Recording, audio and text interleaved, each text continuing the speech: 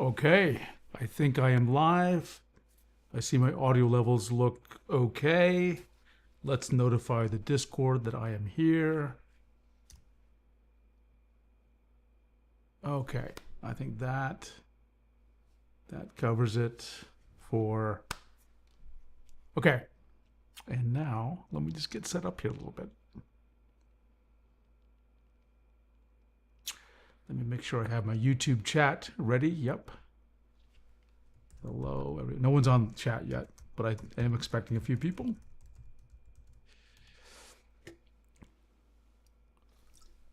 And where's my water? Okay, we'll get that in a minute. While I am waiting, let me just arrange a few windows. This was another surprise stream. It was inspired by the one I think I did yesterday, where we talked about buying maybe a day or two ago, we talked about used tablets, buying used drawing tablets.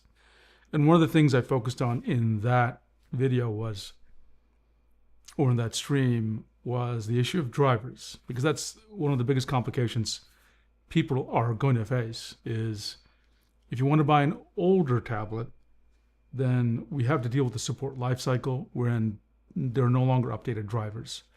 You can use older drivers for some time, but something will trigger with an operating system update, and at some point you will not be able to use the older driver.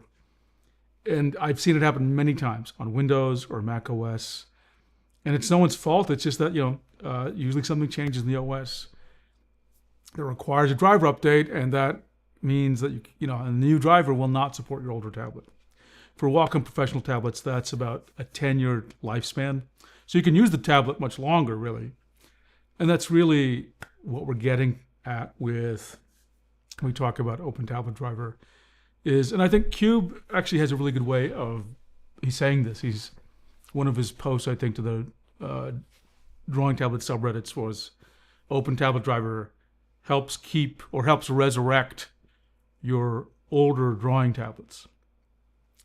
So I have mentioned OpenTabletDriver so many times. I've showed it several times on my streams. But finally, because again, so many people are buying tablets right now and they're thinking about buying an older tablet, I wanted to have some dedicated time to really walk you through the process. And I am, as the title of this stream indicates, oh, hi Cami Luna, good to see you. I am talking about setting up OpenTabletDriver on Windows. A lot of what I talk about will apply to Mac OS. Mac OS is in some sense simpler. In some sense, it's more complex, or it's complex in a different way. And we'll answer any questions people have about OpenTabletDriver. I think Cami Luna Cami Luna, you use OpenTabletDriver, right? And is that your primary driver?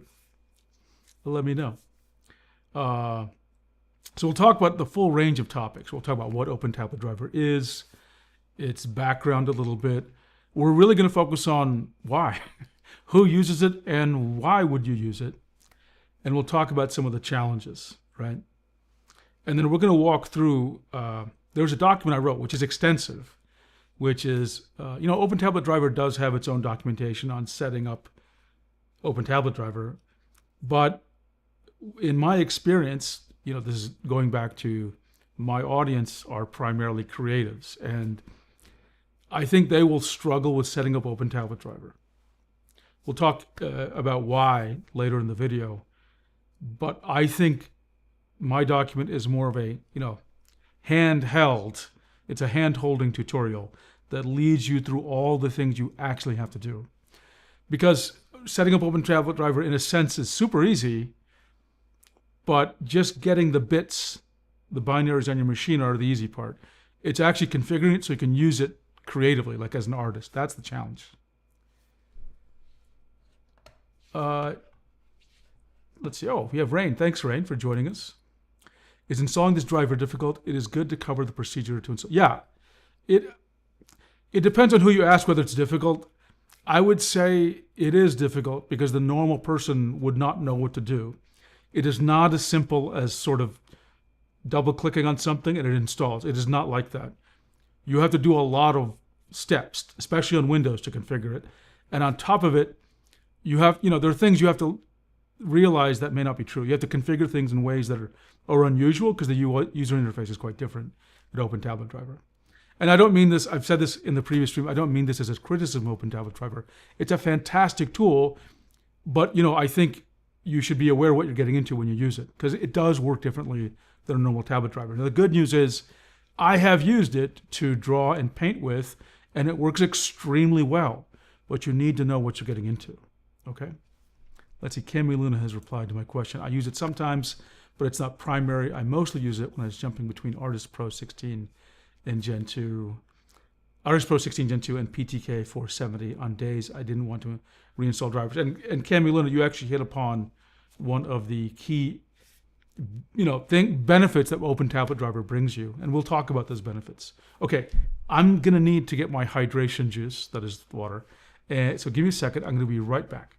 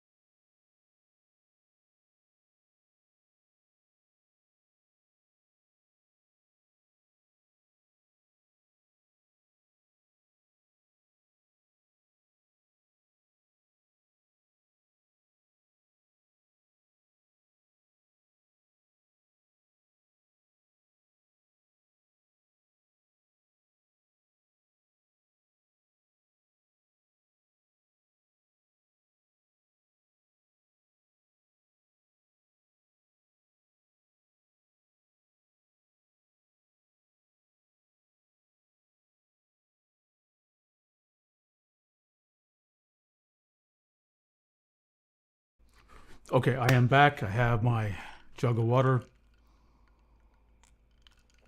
Okay. So the first is, maybe I should get something to write with here. I just installed PowerPoint, which I may need to get my phone to authenticate with, but we'll see. We'll maybe create a few slides. Oh, let's get in there. Okay. Sign in. Got it. Get started. Accept. It's a fresh install. Okay. So, yeah. Let me open up. There we go. You should be able to see me using PowerPoint. I'll use this a little bit of note-taking. So, again, our topic is installing OpenTabletDriver on Windows, okay? And again, much of what I talk about will be relating to generically using OpenTabletDriver, but there are some things you need to know about Windows, okay?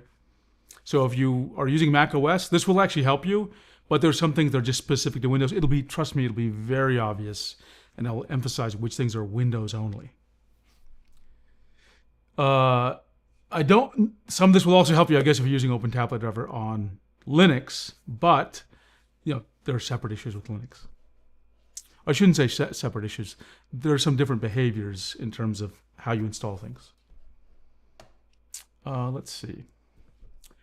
Camilo says there's 2 bat files in TabletDriver that was made before OTD. I forgot the name of it. That disables and re-enables the Wacom driver. Those are saved to my desktop. That's a good one. I got to find scripts like that, Camilina, because it helped me play with things. Okay, switch drivers. Camilina, I did the same thing. I actually have a Mac in front of me as well as a Windows machine, and dealing with different Control, Command, and Alt is like, it really messes with my mind. Absolutely, it messes with my mind. Okay, and I'm going to try just something simple here to see if I can make it a little easier for me to show things. I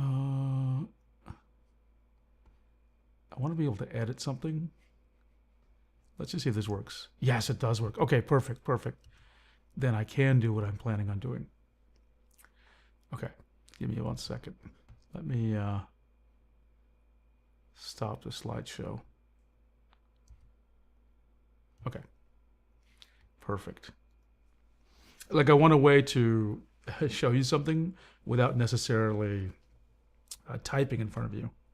And I'm going to use also a third monitor so that I can monitor the chat as well as Discord. Let's see, Cube says those scripts don't really work for many tablets since Wacom drivers are very invasive now. You often need to change the device driver, which realistically equates to uninstalling the Wacom driver.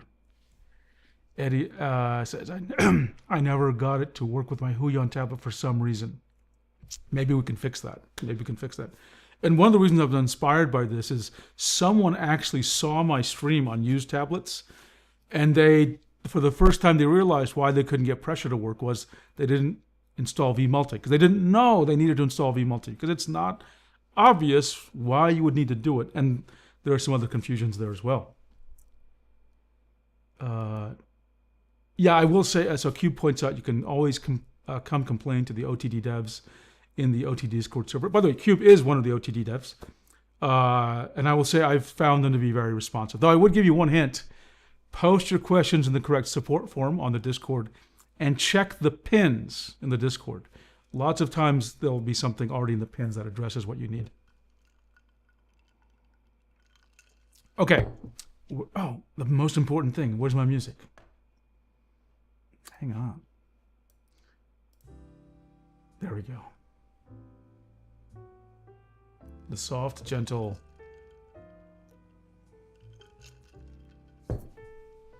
Whenever I hear this music, I think I'm in my favorite restaurant. Okay, so I've got my screen here. So I'm just going to do a little bit of editing and configuration of things. Let me unduplicate a desktop here. Perfect. Keep changes. This just makes it easier for me to... Okay, and then I think if I do this correctly...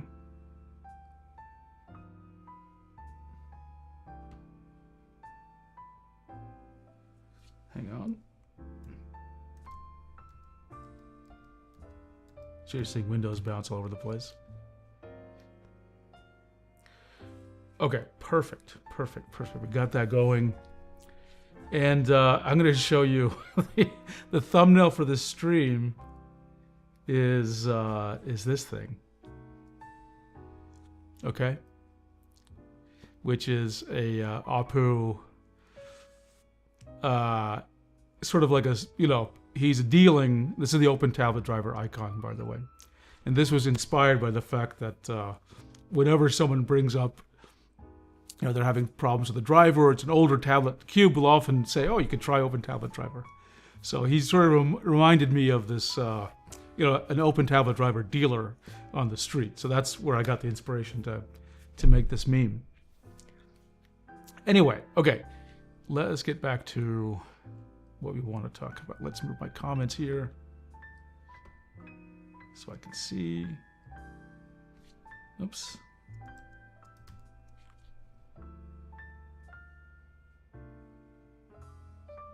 Sorry, it just takes me a second to get my windows set up here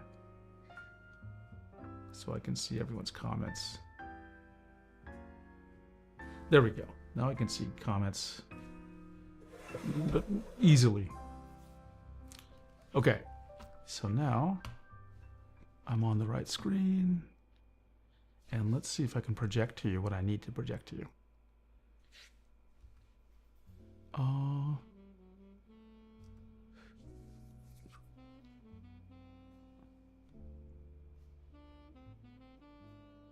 Oh, of course, the wrong one. That's the wrong one.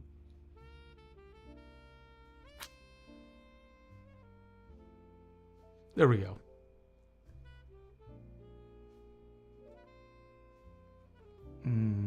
Okay, it's not working quite the way I wanted. Let's try it again. Okay, can I edit? Yes. Okay, I can edit. Okay, yeah.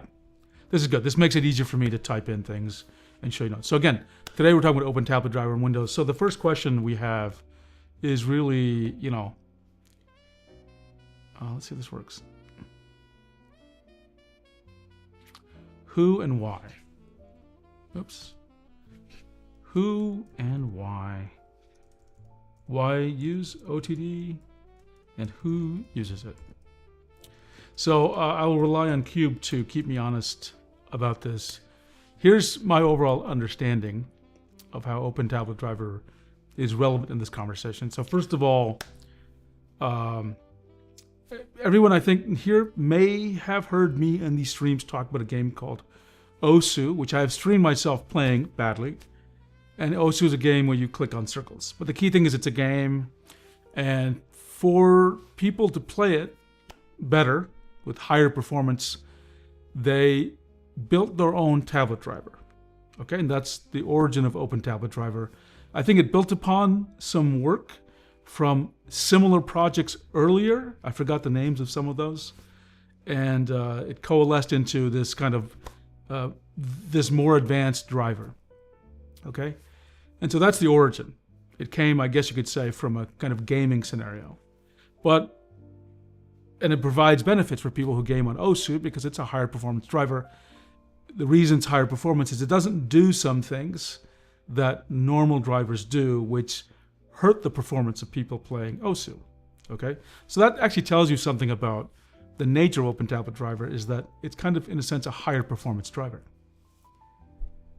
Yeah, it is the one I can't say I have statistics on this, but I believe everyone, well, I shouldn't say everyone, lots of people use OpenTabletDriver for playing Osu.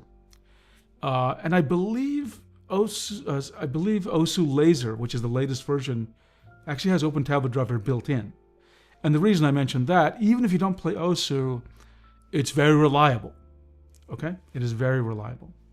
So that's the first set of people who use Osu, which use OTD, which is like Osu players.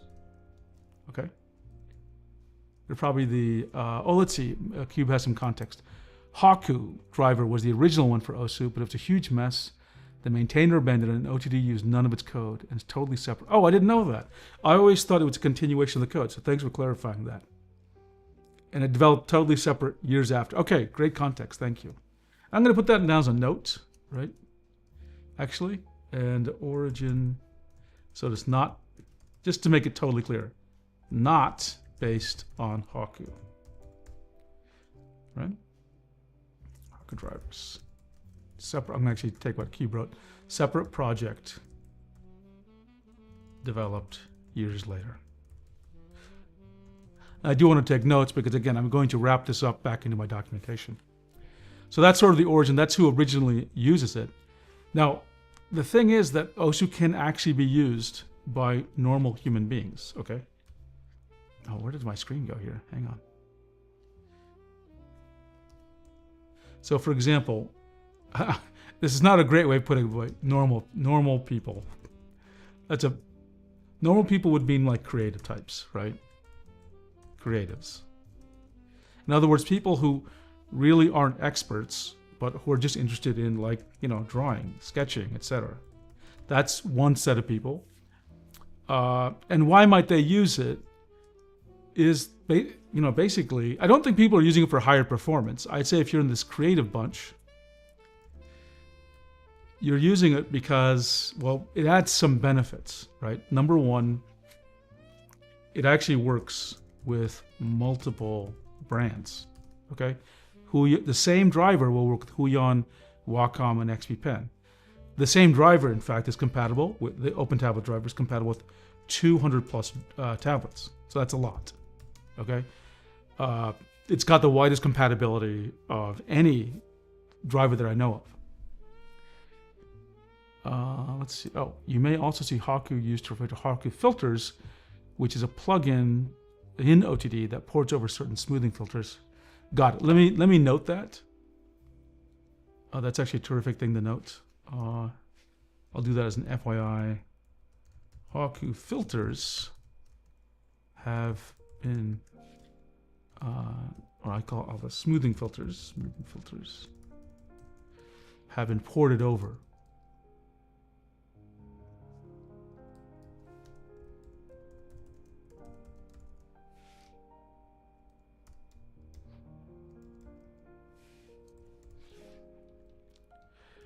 So it has a wide compatibility. And let me write this down in a kind of like benefits, right? Remember, these are benefits for everybody. I'll focus on creative benefits.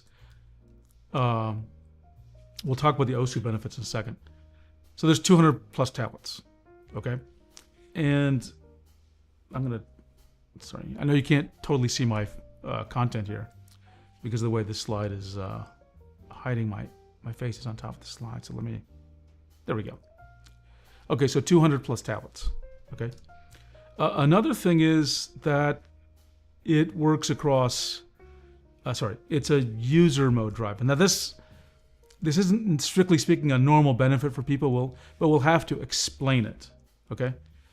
Maybe I'll just need to, I'll put that as a note. It's a user mode driver. This fact will not help you so much on Windows, trust me. But we will talk about it. Another benefit, I think, is you have total control, okay? Because OSU has a wide ecosystem. So you have first we say we have the source code. It is available. You can tweak it if you wish to. And there's a ecosystem of plugins. Okay? So you can modify its behavior. And for example, Cube himself makes a plugin called the Slimy Scylla plugin, which we will talk about and show you.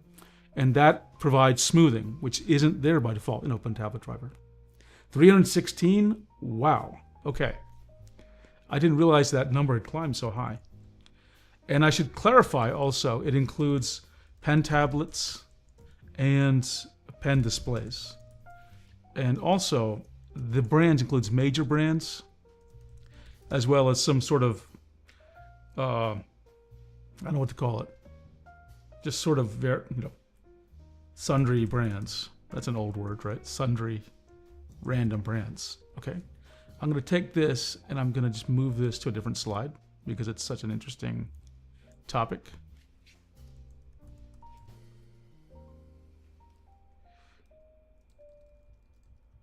So those are some benefits. Let me move to the next slide here.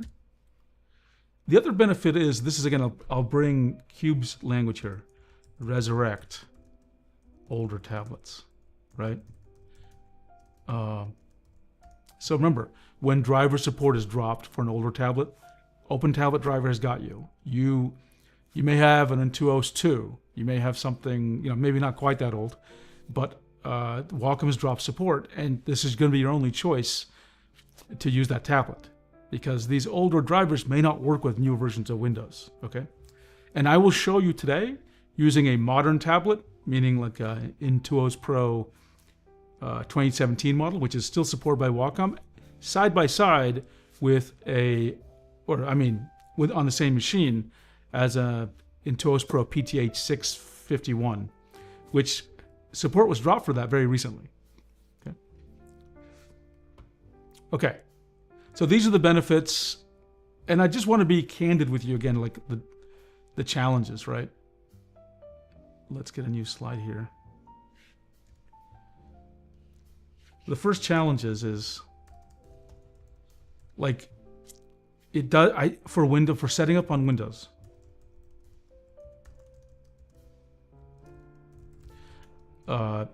You need to be comfortable, need to be a little bit of a Windows expert. In fact, if you're a normal person, you may need help from somebody. Okay? This is not something I would recommend for my mom to install or someone who's just a casual artist because it's a lot to deal with. There's lots of steps. There are really a lot of steps. So get an assistant, someone who's willing to do it, okay? Another challenge is it's a user mode driver, which has a few consequences we'll talk about. It's user mode. And we'll get into what that is a little bit later. Which works a little differently, right? Works a little differently. I want to point this out as something that some people may misunderstand. Realistically, to use it on Windows, you will need admin access, okay?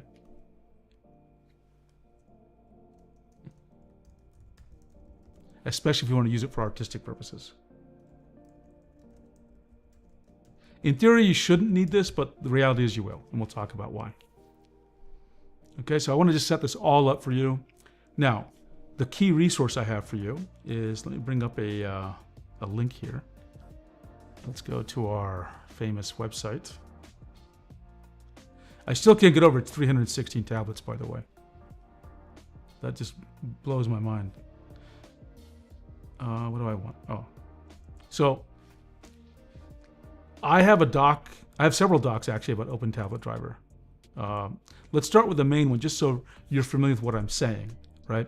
So first, you should familiarize with yourself that there is a website called OpenTabletDriver.net. I'm going to go there just so you can see what it looks like, okay? It's OpenTabletDriver, all one word, .net, okay? And as you can see, they have versions for Windows, Linux, and Mac OS, and installation guides for each of them. I highly advise you to read the guides and read the FAQs before you do anything to try to install it, okay? Now, I'm going to click on the Windows installation guide just to show you what is there, so you understand. There's only 4 sections here: dependencies, installation of WinUSB, which I'm not covering, by the way, today, and then post-installation, okay? And the reason I'm showing you this is this doesn't seem complicated. If you were to look at this, you would get the idea that this is pretty straightforward. It is not that straightforward. It's just not obvious in the sense in which it's not that straightforward, okay?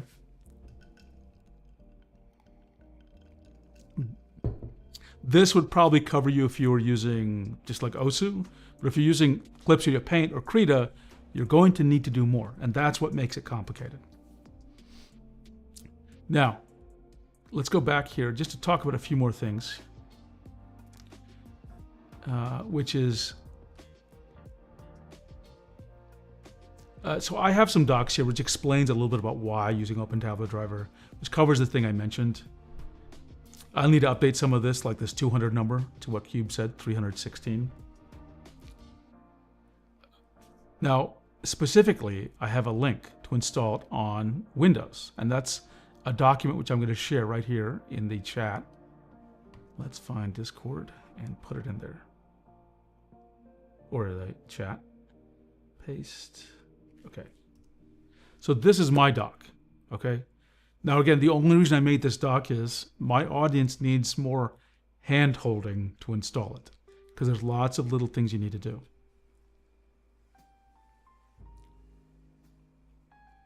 Okay, let me just reply to some, click on something. Okay, so I'm going to walk through, I'm not going to literally read this doc to you, but we are overall going to go through the doc to get this done with Windows, okay? So I believe if I shrink this, if I magnify this out, you'll actually see there's a table of contents on the right, okay? So there's a bunch of steps, and notice that I have a total of 15 steps. You don't technically need to do all 15, but in order to understand how to use it correctly, I think you need to read all 15. Because there are things that are not obvious if you just look at those 4 steps on the OpenTabletDriver documentation, okay? I try to be comprehensive here. And actually, I could even say there may be 16 or 17 steps. We'll see about that, okay? So we'll go over it bit by bit, and let me just do one thing. I want to make sure that let me open up. I want to make sure on my machine, you're not going to be able to see what I'm doing, that I don't have I'm trying to look. Hang on a second. Installing. I just want to make sure I don't have a previous installation, so just give me 1 second.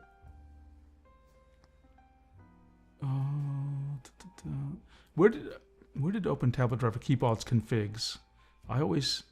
No, that's not it. Usage notes, I think it's here.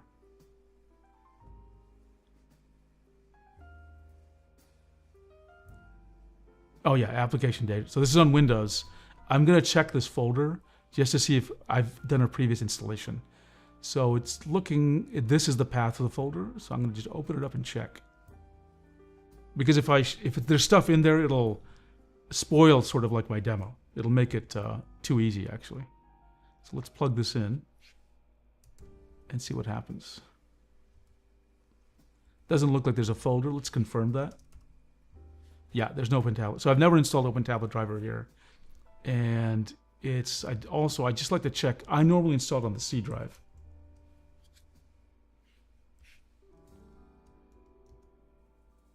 Yep, there's no OpenTablet. So it looks like I've never installed it on this machine. That's great. Okay, so now we can fairly walk through this setup procedure. Okay.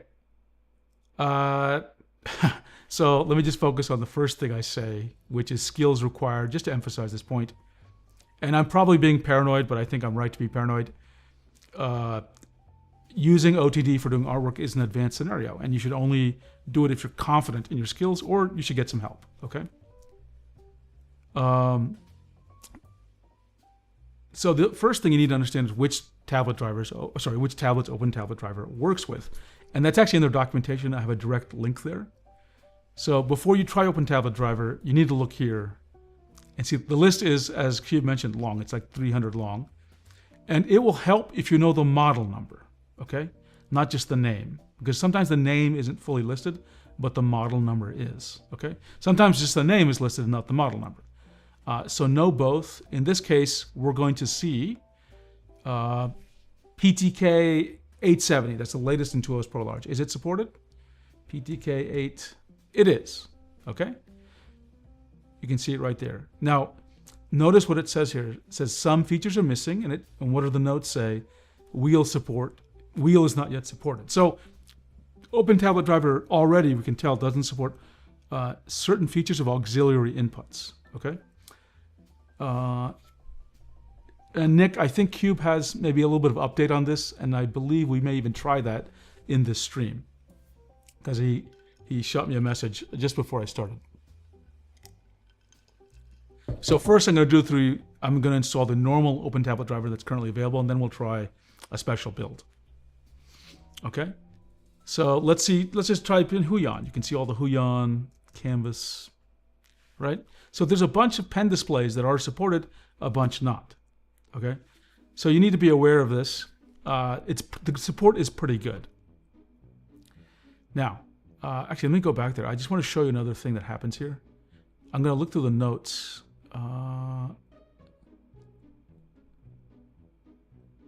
Yeah, this is an interesting tablet. I've never heard of it.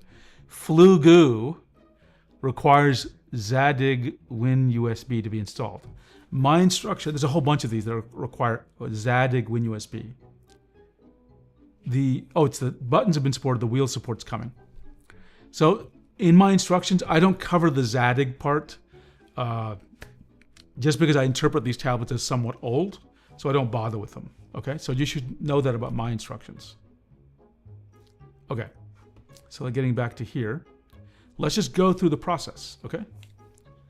These instructions were a slightly older version of OpenTabletDriver. We'll see what the latest one is, right? And again, I test this on Windows 11 64-bit, and this was a year or two ago, so it's worked in every version of Windows since then, so I don't think there's a problem. And one more thing is I'm going to go through my steps, which are very prescriptive and very opinionated, meaning I do things a certain way to create predictability. Lots of people would do it differently, okay? And this is based upon my experience sort of explaining these kind of processes to people. So the first thing I like to do is you have to realize OpenTabletDriver is going to need to be somewhere. And where should you put it? Okay? What I do is, believe it or not, I keep it at the root of my C folder, okay? Where my Windows is installed. So I create a folder called OpenTabletDriver, and I create it. So we're going to do exactly that, okay? Let's get the C, and let's just go ahead and create a folder. There are reasons I put it here instead of my documents, and we'll talk about why that is a little bit later, okay? So that's the first thing I like to do, create a folder, okay? Next thing is, and this is just the reality of Windows, you got to uninstall existing drivers. Wacom, Huion, got to get rid of it, okay? And it's really in your best interest to be thorough here. So there's a two-step process. You have to uninstall the driver, and then you're going to have to do, I would recommend you run this cleanup tool. So we're going to go through both steps, okay? So first, and it's going to require me to reboot this machine, but that's okay. They won't interrupt the stream because I'm streaming from another machine. Let's find, I always do add remove programs. And let me bring it up here. And then we're going to type in Wacom. Okay, Wacom tablet 6411-1. That's the latest version of the drivers. And I'm going to click here and uninstall. And it's going to freak out. Not freak out. It's going to do all this. But I am going to have to. It's going to reboot the machine. We'll see how that works.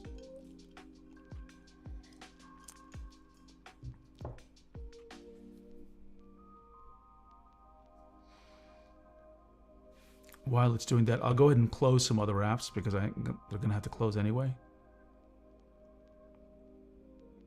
Close settings. Yeah, Cube mentions you may not have to actually reboot, though it's a good idea. I would recommend absolutely rebooting. That is paranoid on my part, but I think it's the best. I'm going to say this one more time. I worked at Microsoft for almost 30 years. Rebooting is your best friend in Windows. It is a really good idea when you install something that's like driver related. Okay, it says restart now, and let's do it. So it's going to restart. I'm going to save you watching my boot up screen. Nothing too exciting.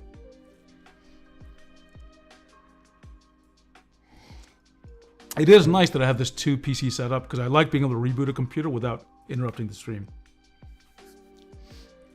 Okay, let's just let it kick back in. You could see the reboot process. It's just so boring. I didn't want to. It's a bunch of like black screens and the BIOS boot menu. Here's what's actually being shown right now, by the way. So not very exciting.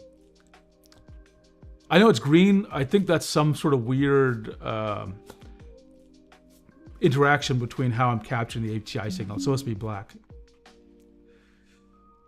Okay, and then let's see. And you can see me log in. There's nothing too crazy here.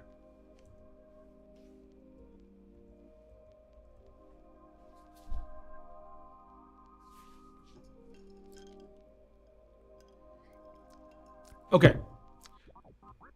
I don't know what this is about.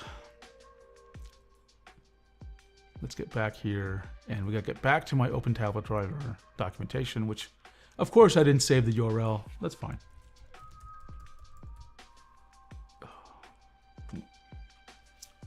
Open tablet. I'll just click here and find its location correctly. Yeah. So where were we? We were on uninstalling the driver. So I did part 1. So I have this just tells you how to uninstall Wacom and these other drivers. And then you have to run, I highly recommend you run this tool called the Tablet Driver Cleanup Tool. I did not write this tool. This is, who did write this? This was by X9 Void. And they wrote the tool. I'd recommend you run it.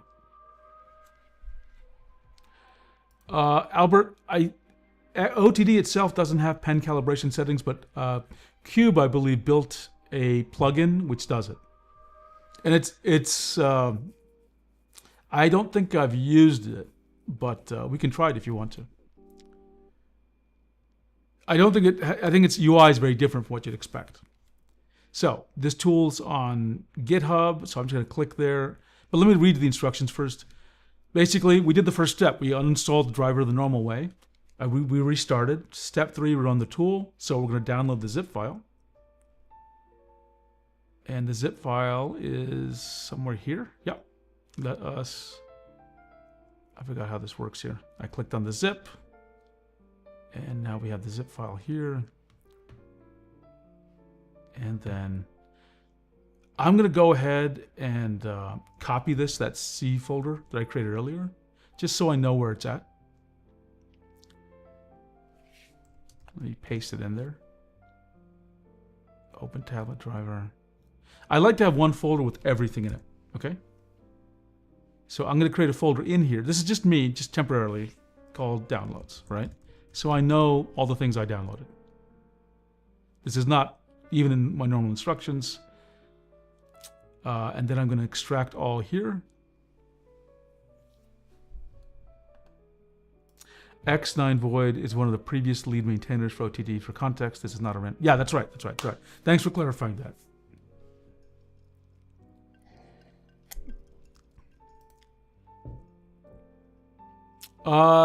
Camuluna, if you remember, it'll remove everything for all drivers. I mean, sorry, it'll remove bunches of tablet drivers. So, you know, if you have a Wacom driver, it's gonna remove things there too. So, but if you have uninstalled XP Pen and there's no other tablet drivers that you need, then yeah, you can run it.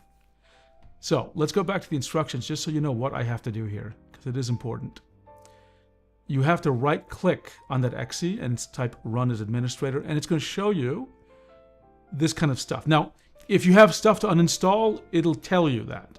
Here, I didn't have anything to uninstall, so it's like, hey, I found nothing, it's okay. But you do need to run this administrator. So right-click, Run as Administrator. Now, one thing I'll tell you is that this may not be true currently, but sometimes this tool will reboot your machine, like as it's running. So when I'm running this tool, I make sure other apps are closed because it might reboot. Now, maybe that's changed. I haven't had it happen recently, but it definitely in the past has rebooted the machine. I'm sorry, not this one, my mistake. I think it's the vMulti setup. Sorry, I made a mistake. This has never rebooted the machine. It was the vMulti setup, which we're going to get to, which potentially reboots the machine. So we'll get to that. My apologies. Right-click, Run as Administrator. Right? Now you're going to get this, and this can be very confusing for people because it says don't run, and there's how do you run it? You have to click on More Info and run anyway. Before I click on this, just because I did work in security at Microsoft, really speaking as a former Microsoft employee who worked in security, I really don't want you to run software that's published by unknown publisher, unless, you know, the unknown publisher is like someone you know personally or have super high trust in. But I have super high trust in Void and Cube, and the other people use this. So I am going to run this, even though technically speaking is not best practice to do that. Let's see. Cube says, whether it reboots depends on the whims of Windows. It sends a flag that tells Windows reboot if you need to. Got it. Got it. But just be aware, when it does it without warning. That's why you have to be prepared for it. Okay, run anyway. That's what you want. And then let's go ahead. And then it's just doing it. Oh, and see, it says no. Sorry. Let me just read what it says. Okay. No driver packages to uninstall found. No devices to uninstall found. And then it says uninstall FTDI USB serial port. I'll be honest with you, I have really no clue what this means. Okay. I will look it up just so maybe it'll teach us something. FTDI.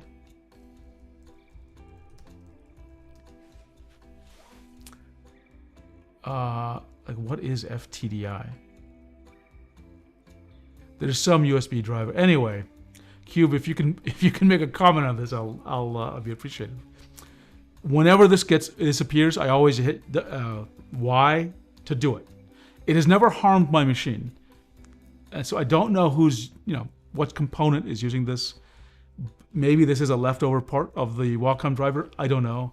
I've never had any harm on anyone's machine when I did this. So I'm going to hit Y, and then it says, it's prompting me again to uninstall FTDI USB serial converter bus. Do it again. I keep hitting Y to get rid of this FTDI stuff. It's actually more than I expected. Okay, cleanup complete. Press any key to exit. So I hit enter. It's gone. So we have cleaned this machine. There's no leftover bits, okay, of tablet drivers. Now let's get back to the actually, I'm going to put these instructions. Let's get back to instructions and put them here. So if I ever need to reboot or something, I know how to get to it quickly. Okay. So we were at step 2. We just got done with step 2, so we're done. Now we do step, sorry, that was step, I got the numbering wrong. This is actually step 3. Install the vMulti-driver or vMulti-driver. Now this is very important, and that's why it's in red. If you want to draw with pressure, you need to do this. My audience is creative, so you need to do this because I know you want to draw with pressure.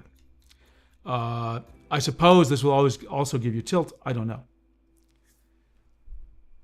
Let's see. Cube has a comment. Windows does a funny thing sometimes where it installs a serial port driver over your tablet. It's very safe, but if it does ever break something for you, it's very easy to reset. Just replug the device. Thank you. I always wondered what was going on there, honestly, because it never seemed to do anything bad.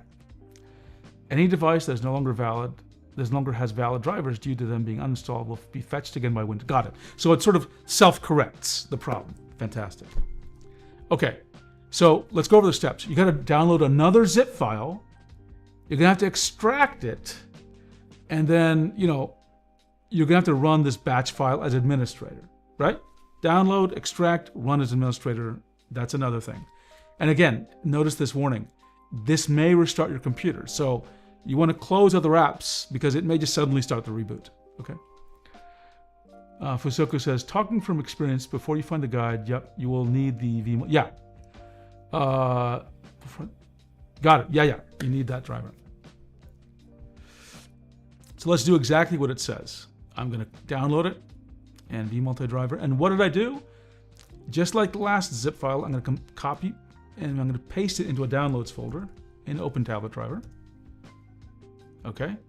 Just so I can keep track of all my downloads. Okay. And then let's extract all. Okay. There's lots of files here. And don't get scared. Now, I have to be honest with you. My knowledge of what vMulti really does is poor, to say the least. All I can tell you is, I can tell you a few things. Number 1, you need to install it if you want to use pressure. Number 2, this is not a user mode component. It actually is getting installed as a driver. That's why you need administrative permissions, okay? We'll talk about this a little bit later. This is one reason why, even though OTD is user mode, in reality, you need administrative access to install it, to get the full feature that you were looking for, because without this, without vMulti, you don't get pressure, okay? So there's a little bit of, sometimes people are confused. In the end, you do need administrative access to do all this. Okay, so it was called install hid driver.bat. Okay, so right click. Now notice all my other apps are based, and I only have Discord up, but I'm gonna right click on this. We don't know if it's gonna reboot. Let's see. Publisher cannot be verified. Again, security warning. Normally I'd recommend you not to do this, but in this case we can trust this. Let's run it. And you want to allow this app to make changes? Yes, I do. And this script is going to come up. It's going to do some stuff. And it didn't reboot, so we're done. We don't need to worry about it. We do not need to worry about it. Okay? And we're good. We're good. Then I think there is a way I should probably, let me actually, hang on. I'm going to create a show notes. OneNote to write down a few things. And I'm going to write down that I'll show some way of verifying vMulti is installed. Like I know it is, but it's good to provide. I like to provide users a way of, if I tell you to do X, then here's how to verify X actually happened. So let me create a new show note for, what is today? 2025, 11, 20, right? So I'll say, I'll mention the downloads folder. I think that's a good technique. And then add a way of verifying vMulti is installed. I think you can use PowerShell to do it. Cube says vMulti is the same device driver used by XPPen UG to get Windows Ink support. Okay, got it. So you're reusing something they built. Okay. Now, to run OpenTabletDriver, you may need a version of the .NET runtime. For those of you who don't know what .NET runtime is, don't worry. You can think of it as a library of code. Okay? It's just some code that OpenTabletDriver may need. Now, you may be using different versions of Windows. You might already have it installed. You might not. Okay? But the key thing is there's an easy way to get it, the version that you need. So I will click here, and this is in the OpenTabletDriver docs. It's opentabletdriver.net/framework. And then there's different versions depending on the OS, okay? Now, I'm gonna click on x64. I've never tried the ARM64, just FYI.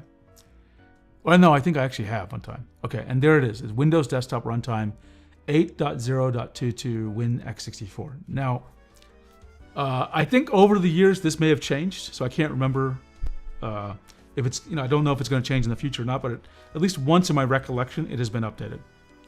So I will just double click on this just so you see what happens. So Microsoft Windows Desktop Runtime, and then it's not going to do anything crazy. This is just normal. This is Microsoft that built this.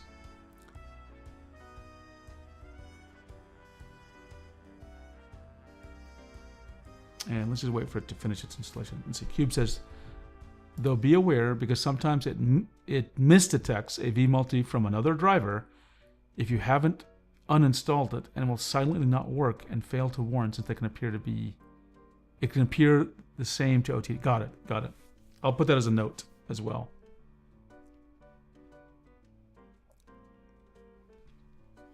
Okay, okay, there we go. Yeah, it only took a second. I had the window minimized, so that was it. It's installed. It doesn't reboot anything. It's just some code that's used by OpenTabletDriver. Okay, so now we go back. So we're done with this .NET runtime. And just to follow my own advice, I'm going to go ahead, I'm going to take this and keep it in that same downloads folder, okay? Because I want you to see everything I downloaded. Now we're going to download OpenTabletDriver. So it's another zip file. This was step 4.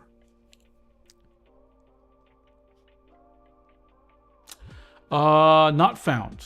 Okay, it looks like I have a broken link here. So, is there a version neutral link for it, Cube? Because obviously I'm linking to an old. Why is this not there? Okay, we'll figure this out. Why do I not have the right URL here? Download the latest release. Let me copy this link address. Let me put it in my show notes so I know that I have it. And I'll fix my broken link, obviously. Let's try this again. Okay, I got it. So note to myself to update my own link. Okay, so I'm going to do exactly what we did last time. I'm going to copy it, and I'm going to put it in my downloads folder, and I'm going to extract it.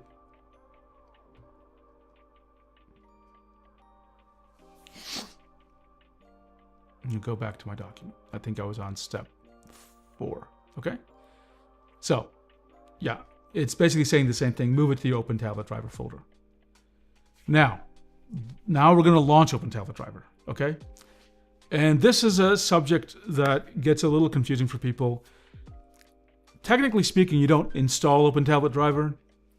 At least some of the devs in OpenTabletDriver don't like to use that language. I do use that language because you have downloaded a binary and you have put it on your machine, which from my perspective as a Microsoft employee means that you have installed something. And you're going to run that thing, and that's my perspective on how this works. The fact that it didn't involve an MSI install is separate. Let's see. Cube says the OTD releases have the version of the file name, so there's no great way to have one link, but you can always find an up-to-date link on the OTD site. It gets okay. Maybe I'll point to the site and say find the link there, or I'll find some way. making it obvious to a user what's going on. Okay, so let's just review the steps, right? What we're going to do is we're just going to launch it and see what happens, okay? So this is a user mode driver. And what that means is the OpenTabletDriver itself is not running as a system driver, okay? It's just like another application. It's just like Notepad or something. It's got no special abilities. vMulti is special, but OpenTabletDriver itself is just like some app, okay? So let's launch it. Let me close some of these folders here because I have so many windows up.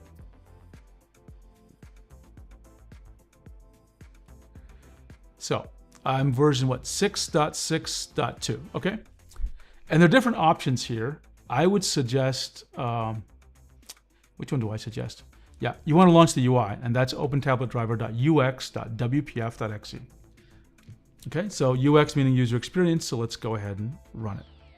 Oh, this is very important. Twice already, I have said right-click, run as administrator. Do not do that with OpenTabletDriver. Do not do that. It will not work correctly in some way if you run it as administrator. You must run it as a normal user, So do not right-click and say run as administrator, okay? Do not do that. Just double-click on it. Okay, now you're going to get this message again. It's fine. Run anyway. Okay, so this is the first thing you see when you launch OpenTabletDriver for the first time. There's this guide. Okay, let's just take a look at it. It's just like a wizard. So it just says welcome, right? You don't have to read this. I'm going to read it so that if you're new to this, you understand. Thank you, Cube. I will get to that point in just a second. Thank you for clarifying that. So let's click next on the guide. Now, I know this is weird, what you're seeing. You can ignore the fact this thing is rotated. What this is telling you is that you can control the active area. That's the ultimate thing this is telling you. It's just highly confusing because this is a rather esoteric orientation for the active area. So ignore this. We'll talk about what it means later. Demo binding. You will come into this when you try to, when you want to map a button on the pen or the tablet to do something. That's called a binding. And so this UI may not make any sense when you're just looking at the static screenshot. You will see me use this to configure the thing. But just remember this, you'll be doing a lot of binding. Let's see, Cube says, if you run as admin, OTD will yell at you for that. Okay, excellent. Great to know that there's a warning there. Okay, and plugins. This is super important. OTD is a very, I don't want to say simple.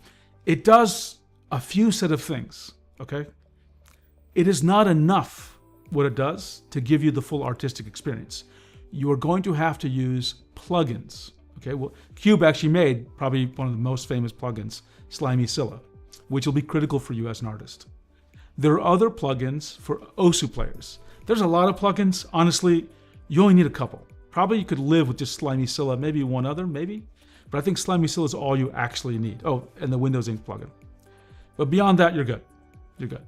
But you need to know this concept because you have to configure them to use it as an artist. So you click next, System Tray. For those who don't know, System Tray is this region here, okay? The bottom right of Windows. Okay, and then the wiki, which is a link up here. Okay, now what's it say? Now the wizard is over, the guide is over. We're now just in OpenTabletDriver. Let's just understand what it's telling us. Let's take a look at the menus. There's some file load settings, that's interesting, and presets. Tablets, there's a tablet debugger. Plugins, remember we talked about plugins a second ago, and help, where you can see the wiki, etc. Now, there's also info, which is showing us that no tablets are detected, and then console, okay? So this is like logs, okay? Things that are, it's doing things, it's logging them.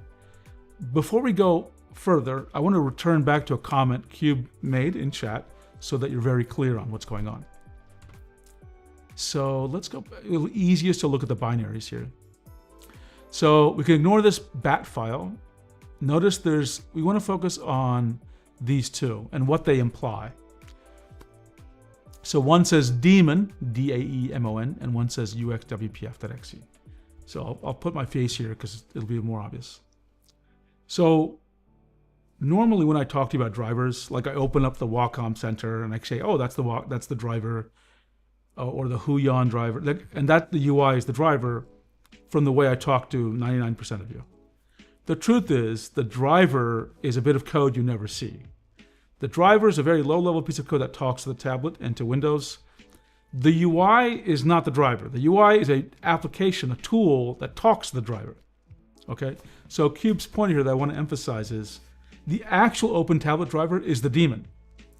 This UX here is just a tool to help you communicate to the daemon to tell it to configure itself.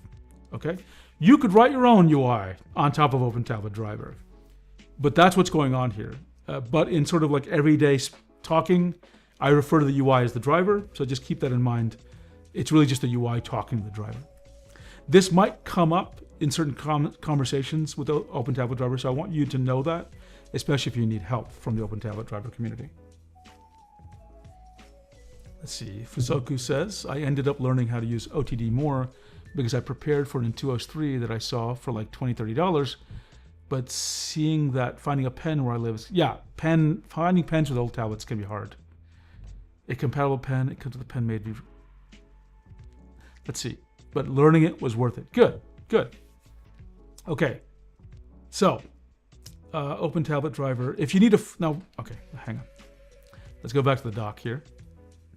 I'm gonna move OpenTabletDriver's UI out of the way. I'll put it back to info. We'll try to go through the doc as it's been written, okay? So it talks about that guide. And now, one thing you need to know, since the app is right here, right, the driver app, you can see here the icon is there, right? The little tablet with a pen here. So you can close the app or you can restart it. Well, it's gone now when you close it. So how do you restart it? You go back to that folder. Where did I get there? Hang on. It was C.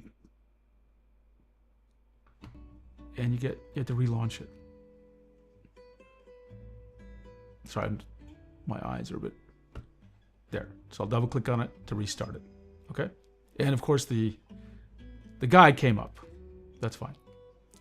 So it says no tablets were detected, but just be aware that you know OpenTabletDriver is the app. This is the app, okay?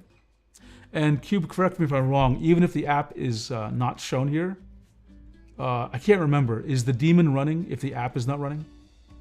Because I feel like when I've had the app closed, the daemon isn't running. So maybe if you could clarify the intended behavior. Because I tend to tell people you need to see this in the, you need to see the icon here, and that represents whether OTD is actually running. So I close the app and it's gone. So yeah, if you could just clarify. Okay, so I'm going to start it again, and we'll talk about this detection of the tablet. Okay, so whenever you see no tablets are detected, obviously no tablets are detected. So we're going to connect a tablet. So give me a second. I'm going to get a tablet. I'm going to get an old one, just because we want to show you an older tablet, right? And then we'll connect it. 1 second.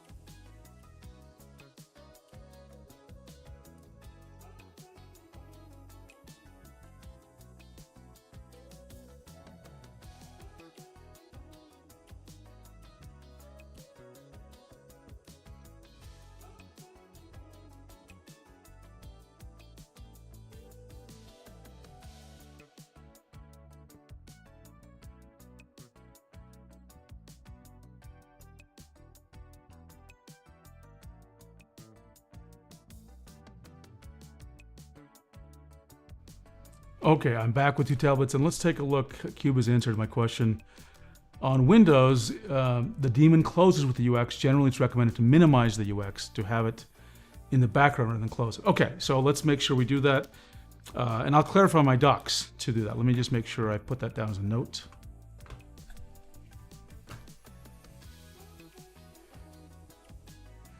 So you're always going to have the app running, but minimize it if you don't want to see it. On Windows, have OTD app running, but minimize, don't close it, to keep OTD working. So that's a big difference from a normal, let's say the Wacom driver. In the Wacom driver, you can just close the app and the thing is still running. But on Windows, you're going to keep the app up, or you can minimize it. You can detach the daemon if you really need to, but most people don't need to do that. And it's okay to just run the UX in the background minimized. Okay, got it. Got it. Thank you, Cube. Yes, Albert, I did go to my personal tablet museum, the Tablet Vault. What did Mihao call it? The Tablet Grotto. The Grotto. Okay, so from the Grotto, I pulled 2 tablets that can work with the same pen. One is the Intuos 5 Touch Small, PTH 450. Wacom no longer supports this in their latest drivers. It's a very old tablet. You can probably even see how much wear and tear it has on it. Then there's the Intuos Pro Medium 2017, the PTH 660. Okay? So because I want to show you, this is still supported by Wacom, but I want to show you that an old tablet works. I want to put this to the side, and we'll use the PTH 450. Okay? And I have the KP501E grip pen with me, which I believe is compatible. And I need a cable. 1 second.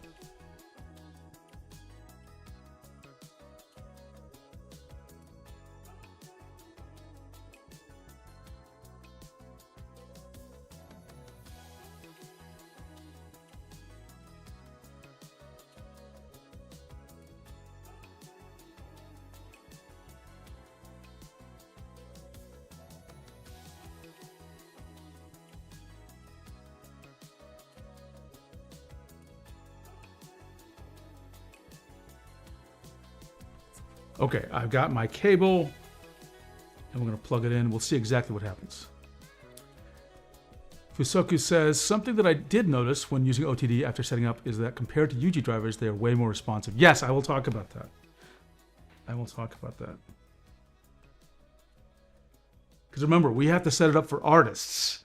And it's not enough that OTD is simply working. We have to understand how it works differently and what else we need to do to make it work for an artist, which is, there are more things you need to do. Let's see, where's my... Oh God, it needs a special cable. Oh, driving me crazy here. Okay. I need to get a, what is it, a mini USB? It's a mini USB. Okay, so I need that. Hang on, one more cable needed.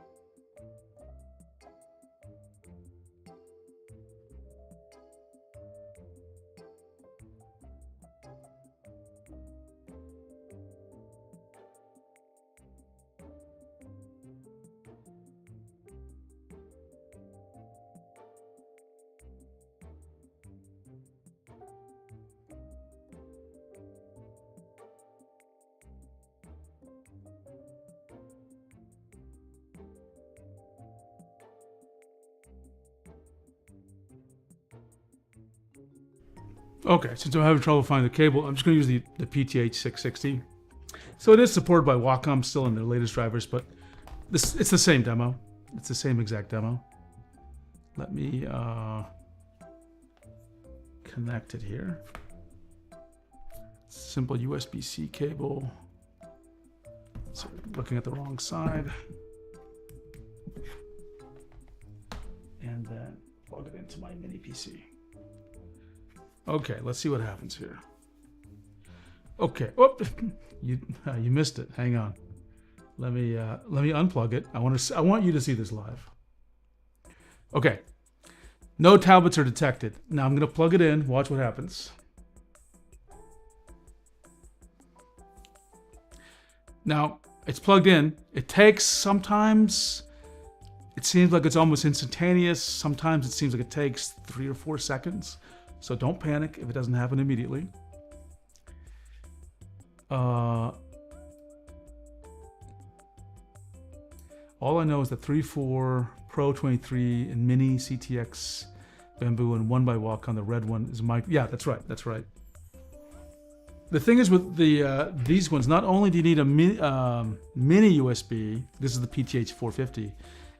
The port is really buried in there, so it's got to stick in there pretty deep, and I don't think that's not normal for a lot of these mini USB cables. Okay, so it's there now. What do you notice here? This is really a little. I have 3 monitors, or I did have 3 monitors. Let me. I'm going to put in all 3 just so it's totally clear. One of them is not showing anything at the second, so give me a second. Why am I not seeing that? It is plugged in. Okay, that's weird. Hang on. The monitor right in front of me is not showing anything. Sometimes it goes to sleep. So I'm gonna have to just plug it in.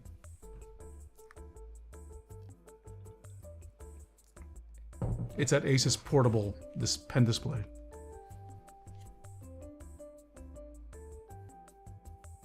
Let's give it a second. Okay, we're back. So, where was OpenTabletDriver? We gotta find it. There it is. Okay, you can always get back here. So, what are you seeing here? Basically, there are 3 monitors I have. This is one of them, right here. You can see there's some misalignment here. This is number 2, and this is 3. So there's 3 monitors here. This is actually an empty space here. It's just not quite clear that that's the empty space. The first thing you should notice is that they have different aspect ratios. This is 1.778, and this is 15135. Okay, so there's some things we need to deal with here. Let's get back to the notes. Okay, now we're not going to deal with them quite yet. One thing you should notice though, if you don't see your tablet detected, you can type tablets detect tablet up here in the UI. I usually have never need to do that, but that's one thing you should do if you don't see it. Okay, so will it work right now? So I'm going to take my pen, and you can't see it. It's actually working.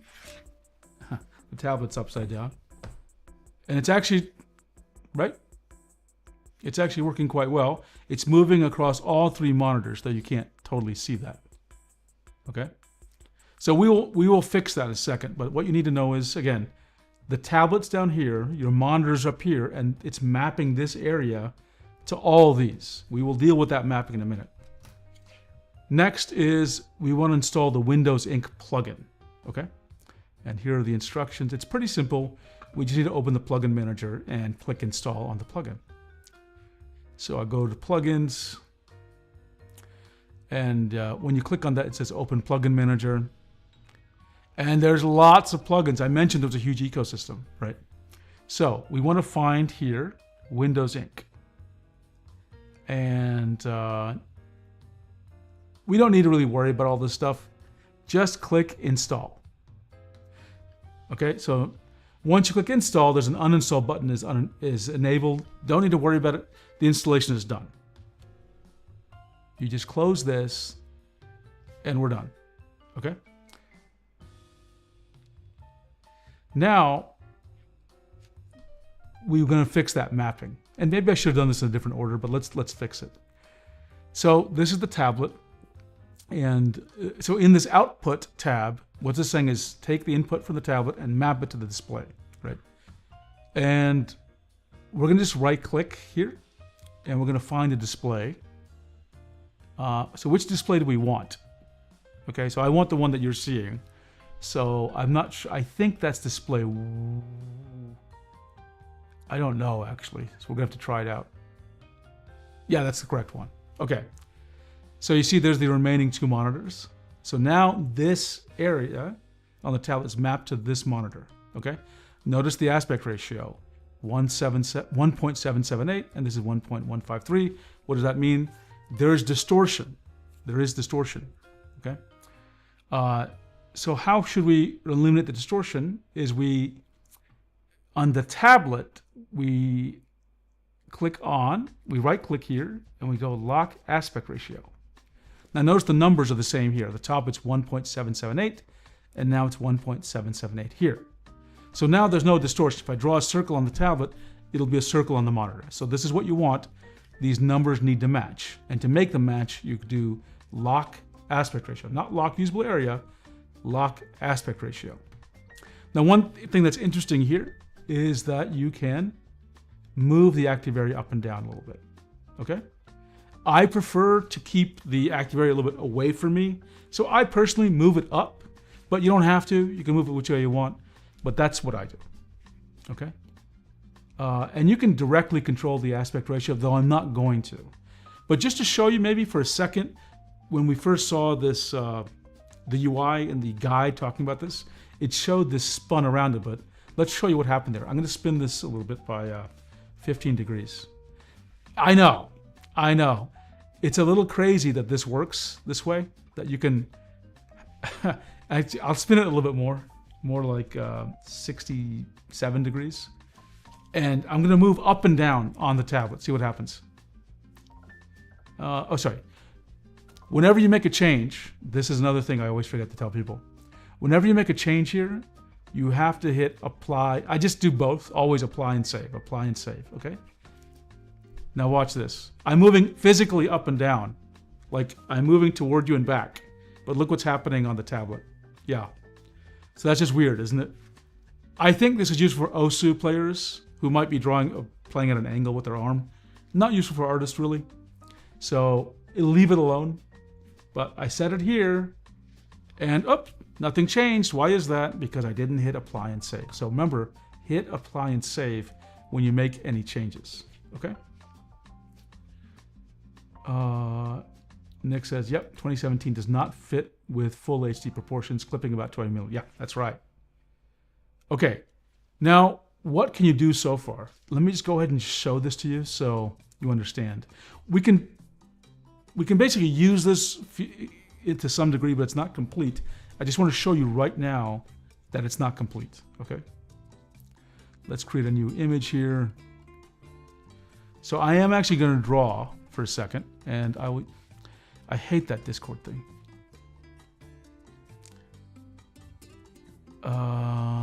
Let's see. I gotta learn how to disable it. Someone told me, but I always forget. Okay. Let's see. Cube says it's very rare for anyone to use a rotation that's not multiple of 90, but it's an option because some people want it. It goes to show you the power of OpenTabletDriver. Okay, I'm drawing. You can see it. Okay. And there's a couple of things about the stroke. First of all, I do want to tell you this. This is hard to explain. The OpenTabletDriver doesn't do any smoothing in the driver. And this has two consequences. Number one, you would not believe how responsive it feels, right? And it almost feels like the brush is being drawn, the pointer is moving faster than I think about it, okay? Because we're so used to that extra delay with smoothing in the Wacom driver, not having the smoothing is wild. It just feels like it's really weird. Not weird bad, really good. So that's the first consequence. The next thing you're gonna notice, I'm gonna zoom in. The lines are a little ugly. Do you see it? Right? we will think about what to do in this case. And Cube, if you have, and there are ways of dealing with this, but Cube, if you have any ideas or comments about why right now we see things like this, could you, or at least we saw them. Sorry, you don't see it right now because I'm zoomed in, but it is available if I go. It is obvious if I zoom out here. But this should go away in a second, okay? But just be aware, this is another problem we saw. There's now this kind of weird, this isn't diagonal wobble, this is some other weird artifact with a different name. Okay, so I just did that to motivate you. Oh, so there's no pressure, by the way. Like, I'm gonna use a brush here. Let's use this one. There's no pressure whatsoever. I'm pressing harder, softer, doesn't matter. So strokes are ugly. They're very responsive, but they're ugly, and there's no pressure. And if I go to the settings for Krita and show you the tablet tester, I'm pressing here. There's no tilt either, right? You can see all I'm getting is the XY position, but there's absolutely no pressure whatsoever, okay? So there we go. Let's close this. So how do you enable pressure? How do you fix these problems? It's pretty simple. You configure Windows Ink, okay? So the first thing you do is in the lower left part of OpenTabletDriver, there's this mode drop down. You switch from Absolute to Windows Ink Absolute.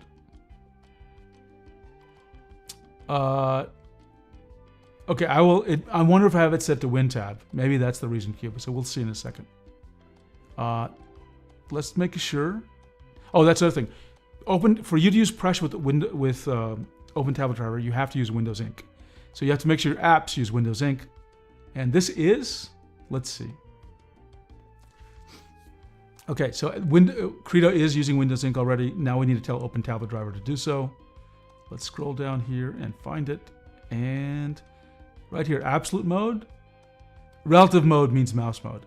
So this is one of the weird parts about OpenTabletDriver. You have to really configure it to use Windows Ink. Because we enabled the plugin, now we have Windows Ink relative mode. I click on that, and what do you do when you make a change in OpenTabletDriver? Click apply, click save. Click apply, click save. Okay, so now let's see if anything changed in the behavior of something did actually, yeah. The mapping got a little screwed up actually, hang on. I'm not pointing to the right screen anymore. Let's take a look at what happened. That's weird, something odd happened. Oh, relative mode, sorry, I meant absolute mode. No wonder. Save. Windows Ink absolute modes. That's what you want, okay. Save and apply, save and apply. And now, does it work? Well, it's not working. Let's figure out what's going on.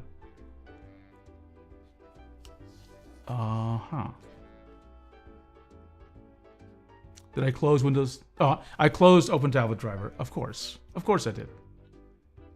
That's one of the things that I get caught up in is I accidentally close it after I click apply and save. So I restarted it, okay?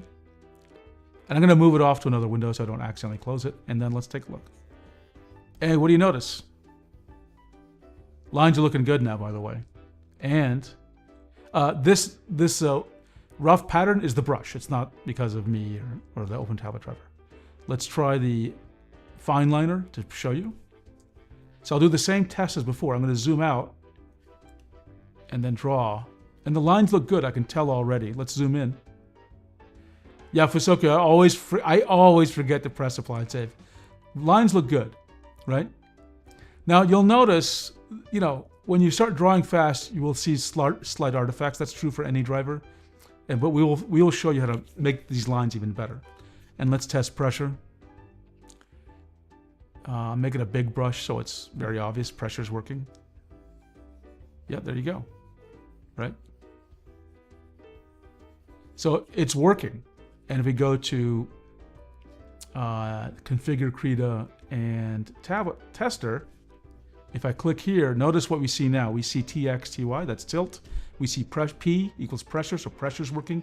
So now we can draw like artists, okay? Things are actually working. let's see. Cammy Luna says, I end up closing OTD2. It's from me always closing Wacom. Yeah, always closing. I treat the OTT driver window like a preference page. Yeah, this is something I do every time when I'm drawing with OpenTabletDriver. I open it up to change something, and then like I just hit save, apply, and then hit the X.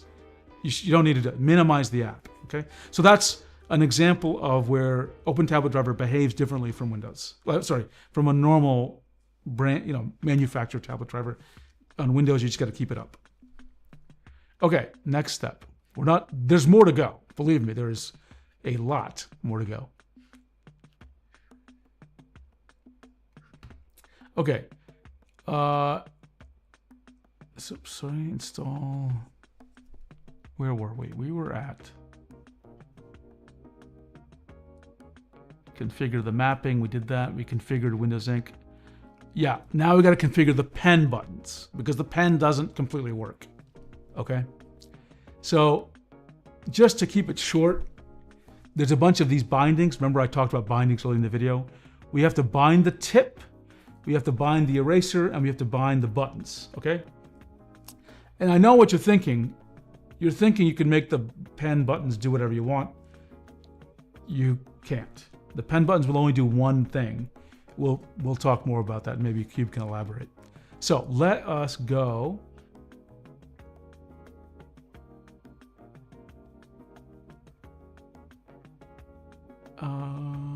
Let's see.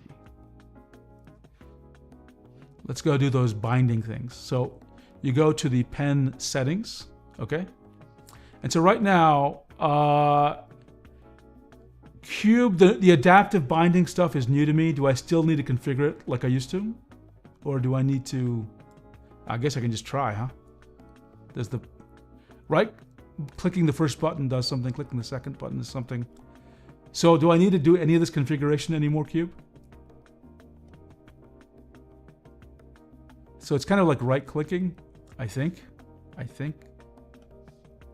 Yeah, it's kind of doing what I think it's supposed to.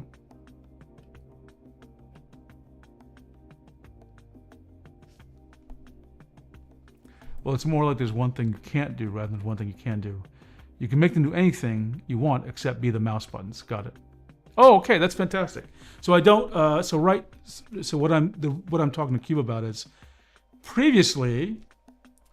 It used to be you had to set these to Windows Ink button tip, Windows Ink window, like you do all that. It looks like now things have changed, and now with this adaptive binding, I don't have to do anything. Okay. So that's good. That actually simplifies a lot of things. Another thing, I noticed it. This is a newer build of OpenTabletDriver than I'm used to. Is that I actually have special buttons here: disable pressure and disable tilt. That's actually cool. Believe it or not, some people want to disable pressure and tilt, and I'm glad we actually have options like this. So that's fantastic. So just getting to Cube's comment here, you can make them do anything except be mouse buttons. So that's one. What I like to do is have the bottom button, pen binding 1, be right click, and the top be double click, or the inverse. I can't do that here, right? Basically, I don't know if I can explain all this, but I just leave these the way they are, honestly. You might want to edit something if, for example, you want an eraser toggle on the pen buttons. By default, they are both just winning barrel button bind. So like a default action, the Windows Ink default action is what I think you mean. Can I make these eraser? I'm going to try to set the pen binding 2 to eraser just to see what happens. Okay. Save, apply, and minimize. Don't close. And let's get back to. It's so much better to have that adaptive binding. That's fantastic. Okay, I'm drawing. I'm hitting button 1. So button 1 is doing what Krita normally does. Though it seems like I have to do something extra in moving the mouse or moving the pointer to get that menu to come up. So that's a little unusual. Oh no, I have to hold the button down and click. So that's a little different, I think, from the way Wacom and other drivers do it. I have to hold the lower button, click, and then I get this menu, which is the standard Krita menu. Now, what happened to the top driver? I set it to do the eraser, but it's not really erasing. So I'm going to just ignore that. Let's go back here and change this back to button 1. Oh, change it off of the adaptive bind.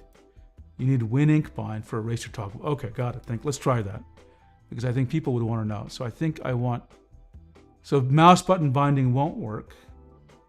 So I want Windows Ink, and I want eraser hold. Let's try that. Save, apply, minimize. Save, apply, minimize. Okay, now top button. Oh yeah, there we go. Top button's actually working. I'm not pressing any button, and now I'm holding the top button down. So that's great. We can at least make it do something. And I will revise my documents. Let me take that note. Revise pen button bindings. Note how to use eraser. Fantastic. Note that you can't make them do mouse actions, which is weird, but okay. So that's a limitation. It might trip you up a little bit. It doesn't affect me so much because I use my tour box more than I use the pen buttons, to be honest. I've even considered removing the buttons from my pens, or some of my pens, because I don't use the buttons as much as I used to. Okay. Now where are we at? Now we're at, so it looks like things really improved there. So I'm going to simplify this section. Just to show you, what about the tablet buttons? Let's go ahead and do something with the tablet buttons. Oh, sorry, let me go back to OpenTabletDriver. Let's see. Cube says, many people also use keyboard keys to work around the lack of mouse buttons, since most apps you can use bind action to keyboard. Oh, okay, great. That's a good option to know about that. I hadn't even considered that. Okay, now we're going to set the tablet buttons. Now I'm just going to do one button, more or less just to show you what's going on here. I believe, actually, let me look at my documents. It's under auxiliary settings. So let's go to auxiliary settings. It's this tab. So again, not all tablets, I think, have their buttons supported, and you're not going to see any pretty pictures. But roughly speaking, here are I have 8 buttons on this tablet, and here are the 8 buttons. So let's go ahead and let's see what happens. I'm gonna see, actually, I don't even know what that, I'm gonna click on the 3 buttons here, the 3 dots here. I'm gonna do a key binding, and I'm gonna hit the E key. Okay, so let me go apply, save, minimize. Okay, so I'm drawing. Let's see if it switches to the eraser. It did. I'm not holding the buttons. I just hit the, sorry, let me try that again. Yeah, the button, you see the eraser thing here? I'm not touching the pen, right? I'm just holding the pen here. I'm pressing the top button on my Intuos Pro, and it's flipping the eraser thing. So that works, and you can do it. It's just not very pretty, okay? Also, I do think that the Wacom driver, Huion driver, etc., they have many more options on what you can bind to. Like they can launch apps, do all sorts of things. I don't know if all of that is in OpenTabletDriver. It's pretty esoteric stuff, really. Okay. Let's see. I'm going to go through the remaining instructions, some of which we've actually already covered implicitly. So, yeah, minimize the OTD app. We showed you do that. We've already talked about configuring your app to use Windows Ink. If you don't know, I have a long list of screenshots about Clipsheet, Paint, Krita, how to configure all these things. And I link to OpenTabletDriver docs themselves contain a whole bunch of apps that you can figure out how to configure them for using Windows Ink. Okay? And then, oh yeah, so this is kind of a weird one. I'm not going to show you this because it's just, or maybe show it to you just because you might be, or walk through the instructions. So OpenTabletDriver will not start every time you launch Windows, so you have to start it. That might be irritating for you. So there are ways for you to create create a shortcut that will always launch OpenTabletDriver. Actually, you know what? I will show you the steps. Let me go to OpenTabletDriver here. And what we do is we find the WPF thing, and we right-click, and this changed a little bit because Windows shortcuts changed. Let's see. I want a create shortcut. There we go. So there's a shortcut created, okay? And then I right-click, edit the shortcut properties. And then, where is it? I want, under run, where is run here? Here, under shortcut run, instead of normal window, I say select minimized, and then I hit OK. And then you have to go to a weird path, so I'm going to hit Windows E and type, or I do Windows R, the more obvious. I'll type shell startup. Okay. Now that shortcut, which is here, you copy over here. Okay. And what this means is now when Windows starts, it'll launch this shortcut, which will launch the uxwpf.exe.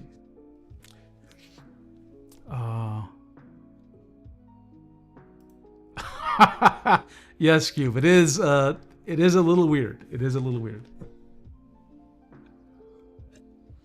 It's a lot of clicking, and like I'm a Windows user for decades, and I still am like a little confused by the changes. Again, I don't really do this, but some people may want it. So I'm going to delete this from that startup folder. Okay. Now, there's some features that are not inside OpenTabletDriver.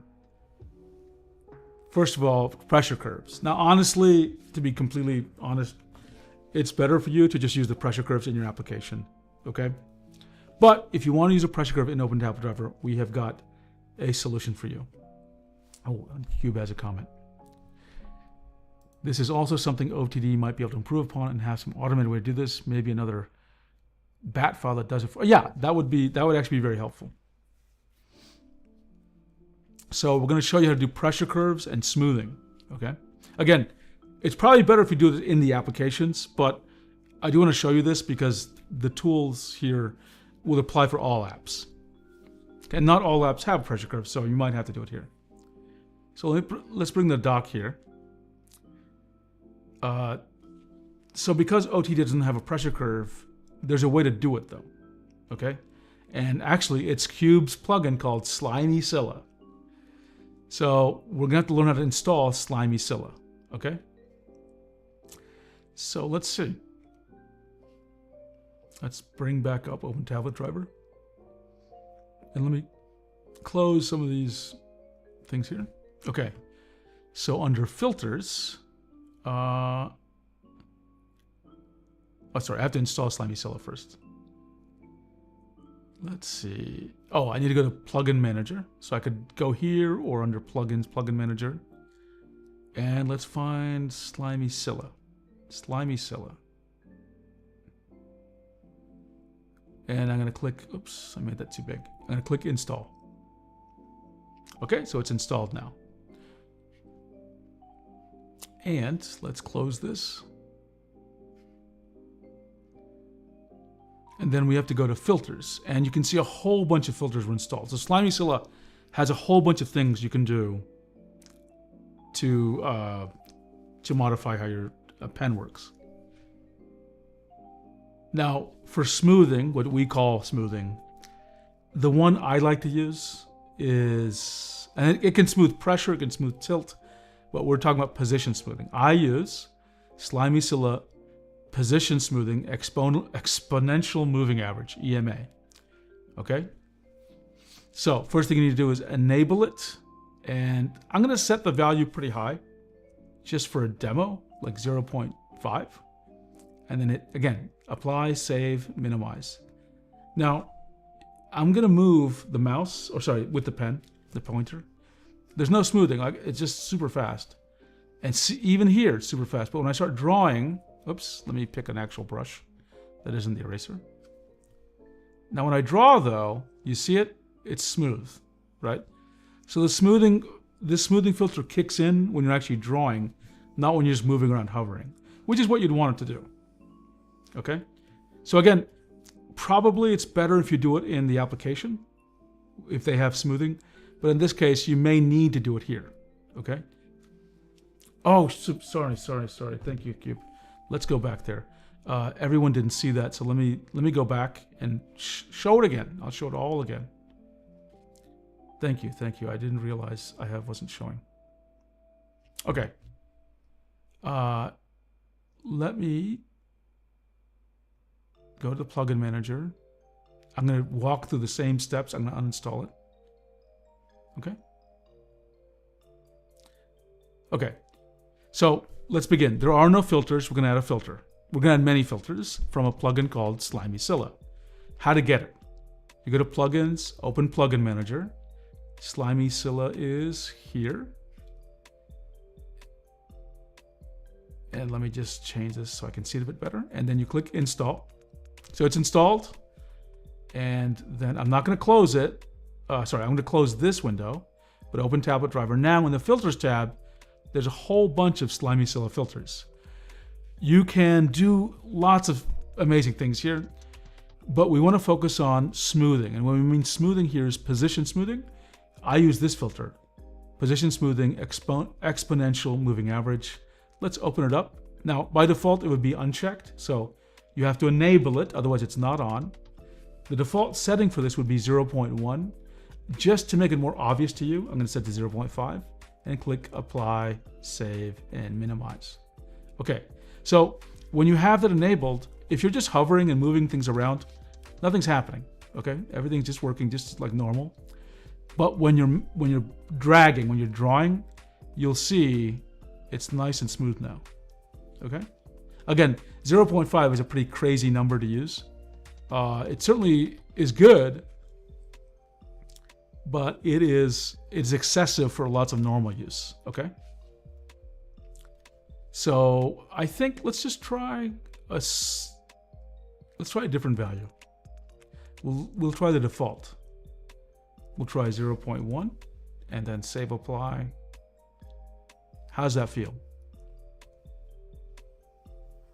That's a very reasonable compromise. It produces a very smooth stroke. And to be honest, it feels as responsive with that smoothing going on as the Wacom driver. Okay? So I think 0 point's a pretty safe, good value for you. I don't think you'll feel like this is a laggy drawing experience. Now, I want to show you one thing else. So remember when you draw with really low pressure and a big brush, weird things happen. Let's show you that. This is low pressure with a big brush, right? And part of this is the texture of the tablet. Part of it's the overreaction, the hyper reaction of the sensor. And it's partly my hand, okay? You see, this is a low pressure and it's bumpy. It's kind of like got little blobs in it. And that's because the pens are just way too overreactive. One technique you can use in SlimyScylla is pressure smoothing. So I'm going to leave the position smoothing on. I'm going to go here for pressure smoothing and just turn it on. Pressure smoothing, exponential moving average. Okay, I'm going to apply it and save. And where am I? Minimize. Let's erase this screen and try it again. Something's not working. Let's see, what did I do wrong? What did I do wrong here?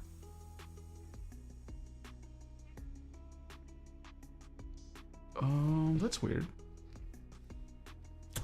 Why did I lose track of this tablet?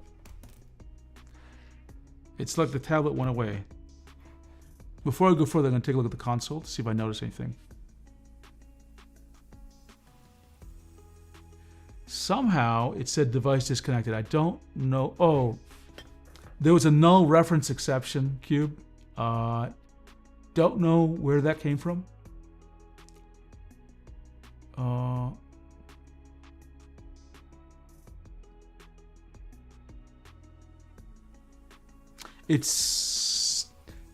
I'll try it again. I'll try it again. Let's reconnect the tablet. Let's see what happened.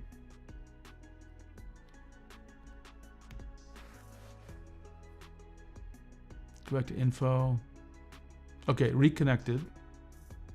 And let's just see what the filters are set to. So, pressure smoothing is on. Position smoothing is on. Okay, I will do that. Where is that log? Is it the console? Yeah. Let's see. Copy, and let me start a new. I'll put it in my show notes so I don't lose it.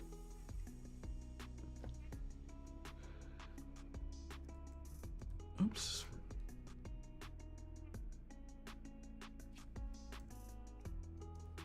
If you want to see what I've got, this is the, let's take a quick look here.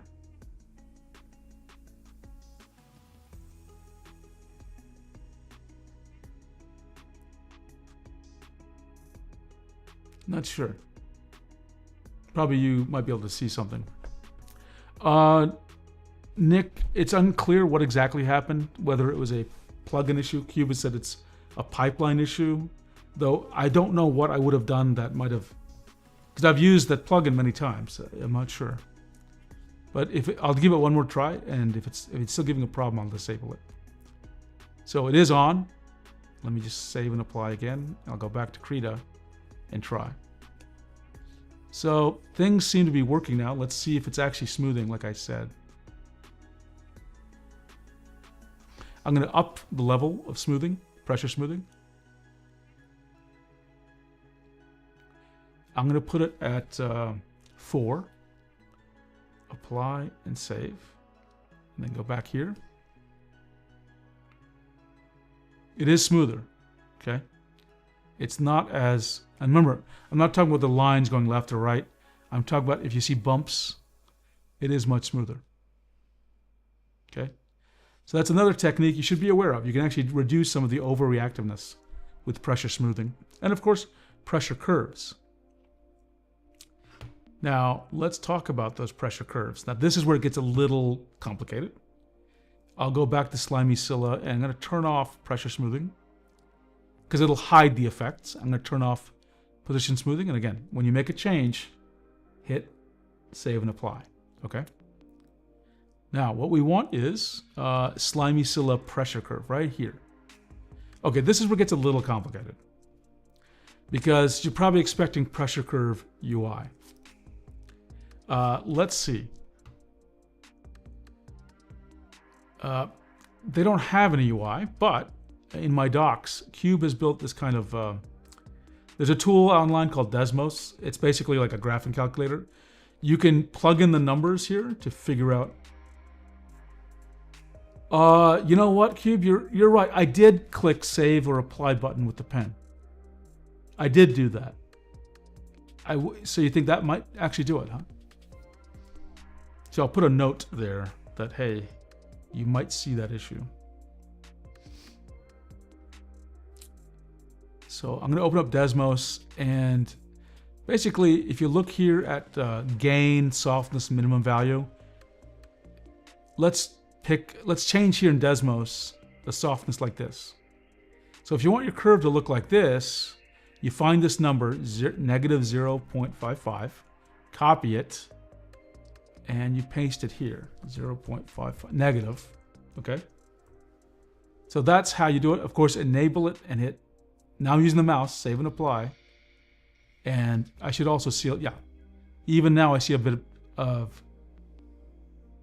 it's a little bit better for pressure at low pressure. It's not going crazy. Well, there's way more control, number one.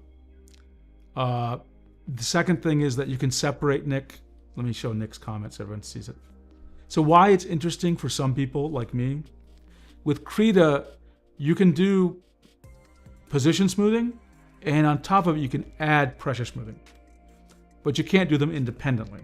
So just because I think I do it, I want people to know that in OTD with Slimy Scylla, they are independent. And that's the way it should be. Because sometimes I want pressure smoothing, but I don't want position smoothing. With Krita, I don't have a choice. I have to always get position smoothing if I want pressure smoothing. So that's a negative of Krita. Rebel does it a better way. They're independent settings. And that's the way it should be in Krita as well. Yeah, and Fusoko, that's another great reason, because not all apps have these settings. So sometimes the only choice is the driver.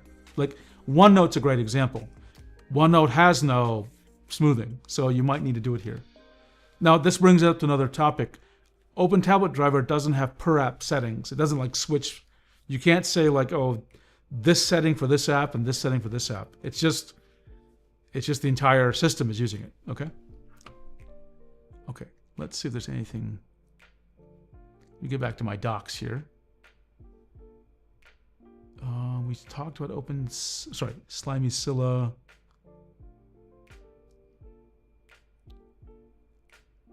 Okay, monitor toggling. So this is hard for me to show you. I'm going to try, but I need to launch an app here. Give me a second. It won't make sense unless I show you a camera.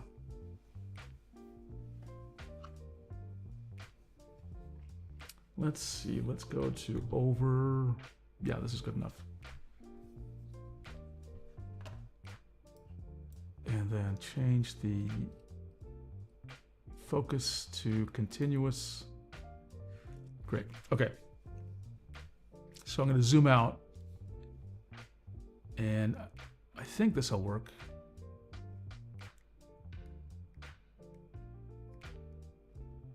Yeah, hopefully that'll be enough to convince you what's going on. I'm gonna move this a little further. Actually, yeah, this is right.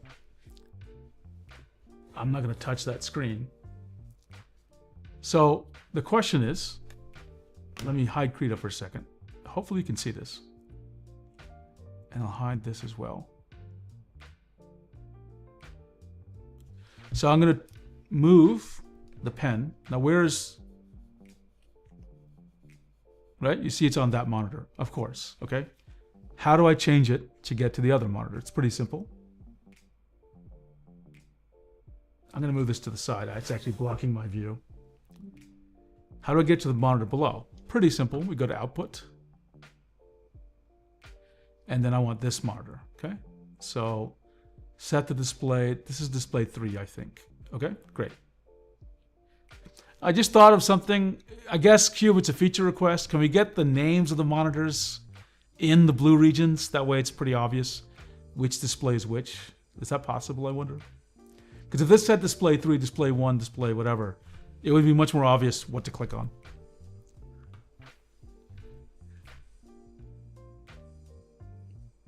A good question, Nick. Yeah, as Cube says, you can save the settings at different profiles and load the profiles, but you can't auto switch. BHP, Cintiq 24, with the touch one if you want as well. Yeah, the Cintiq 24 2025, absolutely.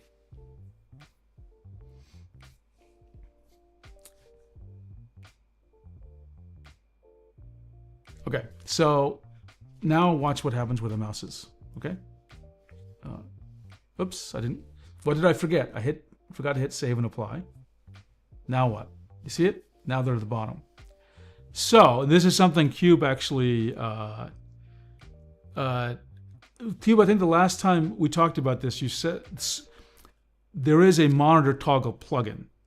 So let's see if we can try it. I've never used it, so this is something people will probably need to know.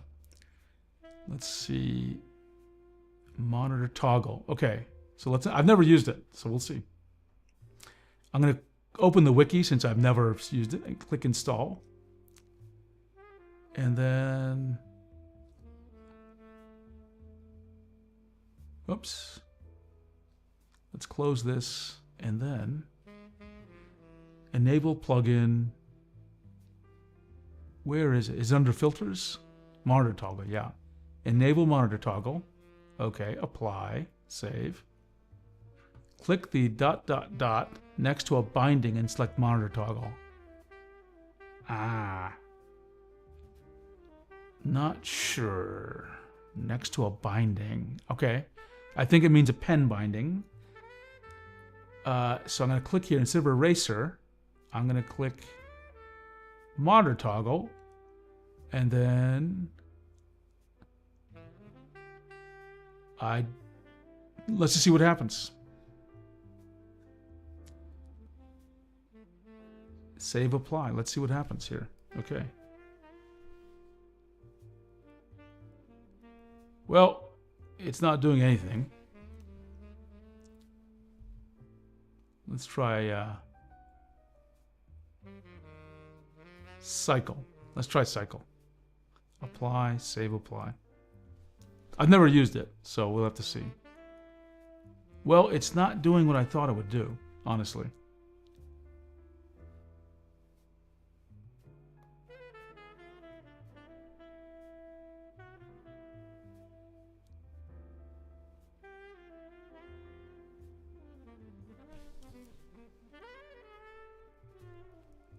Okay. Maybe this was not ready for prime time for me because I don't know fully how to set it up. So I'll have to learn about doing this on my own. For my own sake, I just leave OTD bound to one display, which is what I'm going to revert to right now by going to the plugins. Well, first by disabling the monitor toggle. Save apply. Unbinding it. Going back to adaptive binding. Button 1. Apply. Save apply. And then I'm going to get rid of that plugin by uninstalling it. And later on, I'll see if I can make it more clear.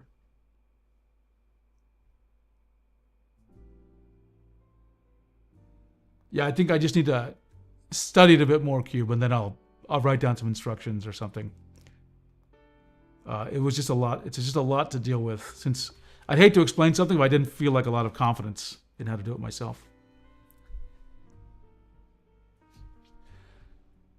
Can I still use Windows Ink to flick, scroll, hold? Oh, I don't know. And the reason I don't know, Akari, is I haven't seen those flick gestures in so long. So it will work, Cube? Okay, great. Okay, let me go back to my instructions and see anything else.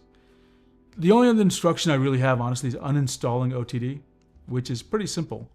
Like, I kill the processes with PowerShell by stop process. Then I uninstall vMulti and I delete the folder with OpenTabletDriver. Okay.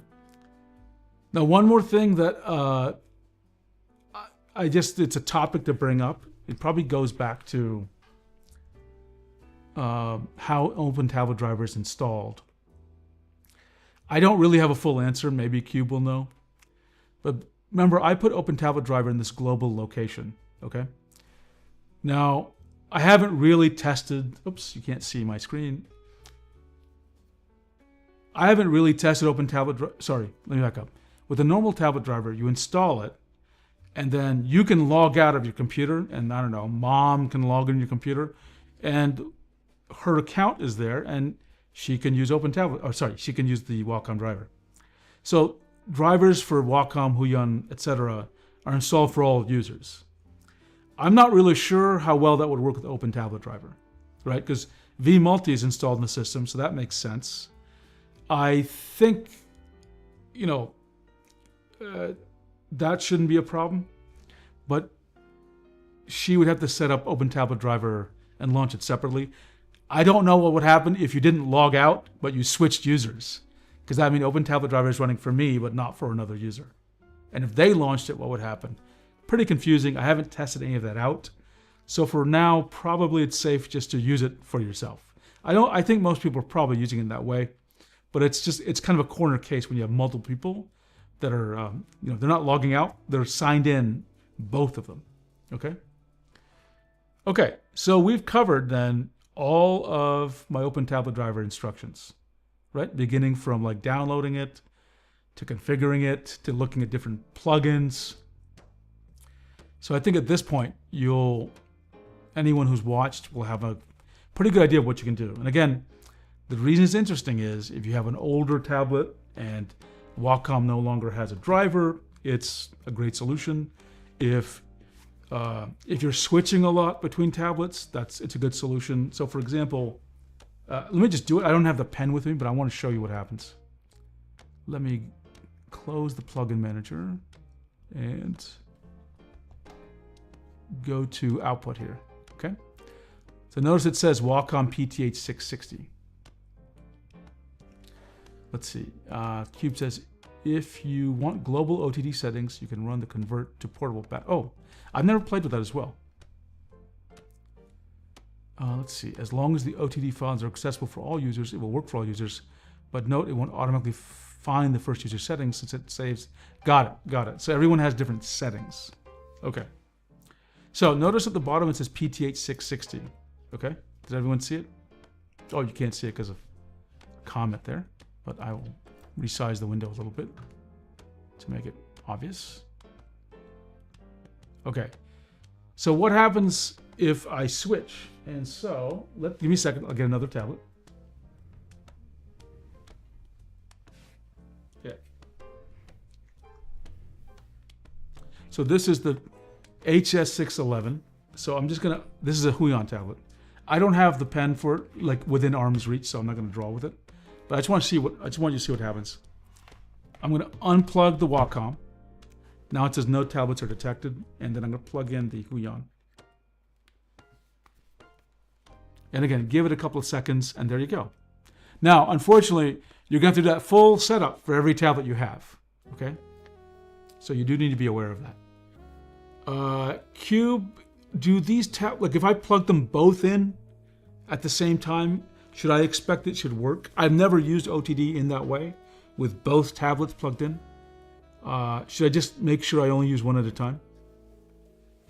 But yeah, there again, as Cube mentioned, there's 300 some tablets OpenTabletDriver will work with. So plugging in like this won't cause any havoc. It'll just detect a new tablet and work. So I'll unplug and plug back in the Wacom, and things just work.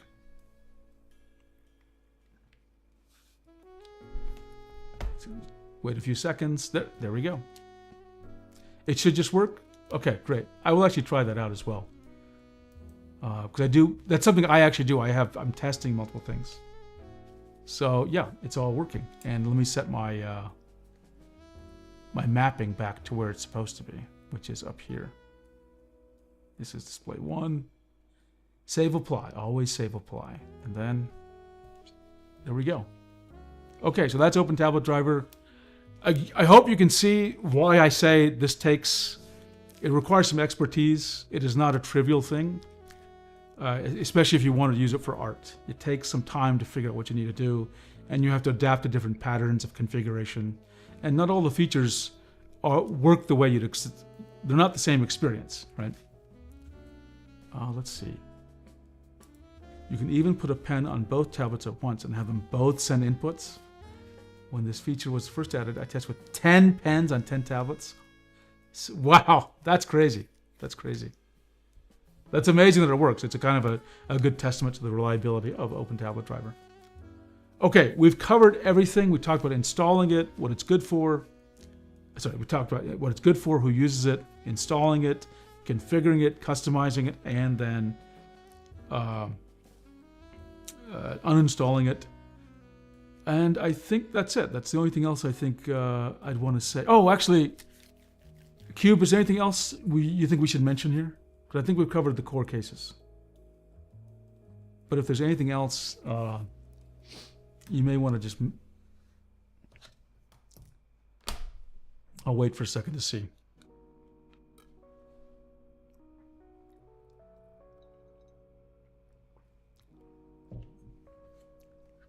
In the meanwhile, I'll also look at anyone else's questions. This was good. I'm really happy I did this because I learned that some of my instructions are a little bit out of date, and I learned about new features in the driver. Because I've been using a slightly old version for a while.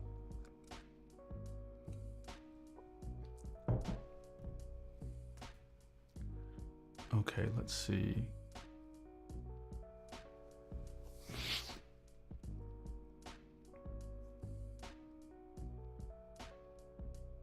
I'm just looking through my instructions to see if there's anything else as well I want to talk about.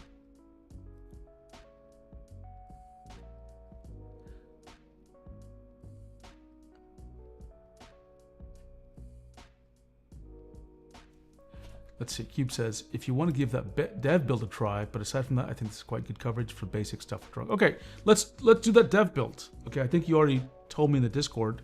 So we've concluded our basic tutorial for artists for using OpenTabletDriver. Cube has asked me to try a dev build of OpenTabletDriver. So if you're interested in hanging out for that, please do. But you don't need to since it's kind of a special thing. Okay, let me find Cube's message now on the dev build. Give me a second. Where was it? Okay. I'm downloading it.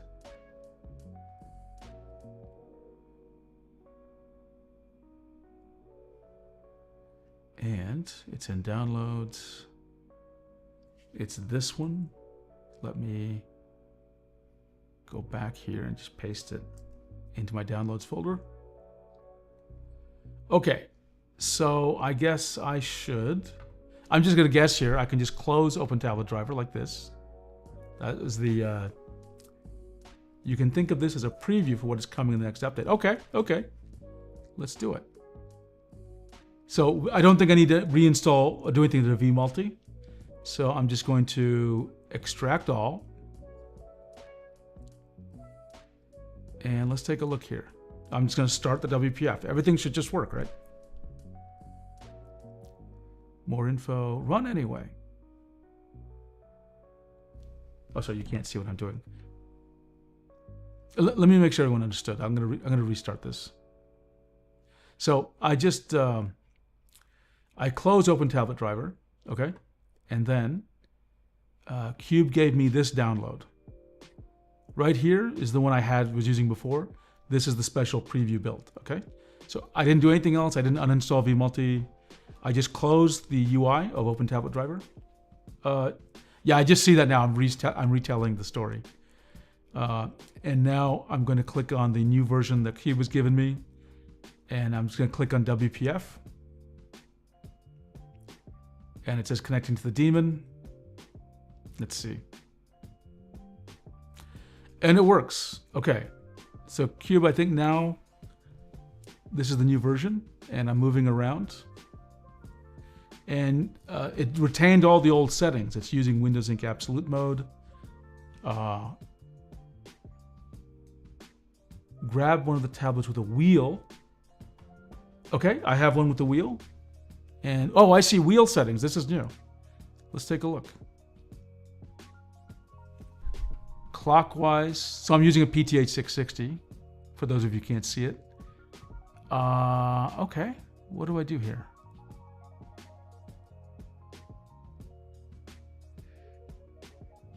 Clockwise, key binding. Okay, what happens? Actually, let me do the wheel button first. Let's make that the eraser, okay? So we'll make that E. Since it's easier for me to understand what the save and apply, and go back to Krita. So in the wheel, first I'm gonna draw some stuff. Then I'm gonna click the interior button, and the eraser got turned on. Okay, so now the button on the wheel works. What is something I can set the wheels to do? Let's see.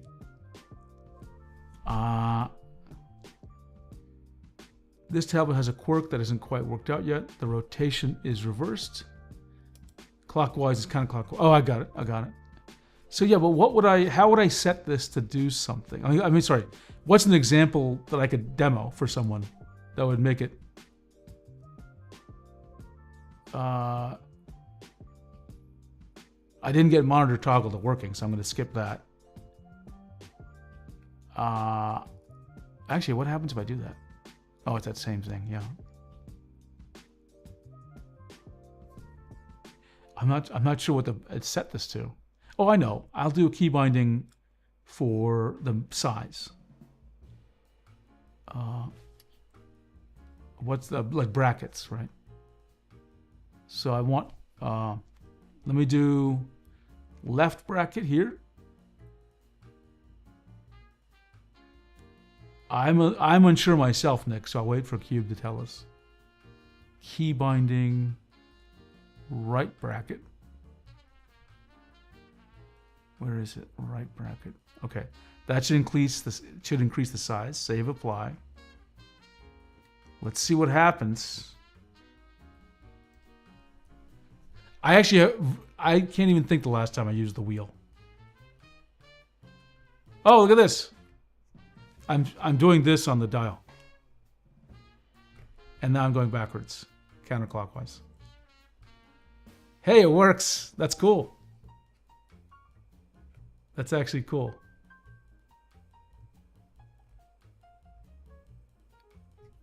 That's cool. That is really cool that this is now a feature. So I guess this is a preview of something that's gonna come. You know, I should learn to use these dials.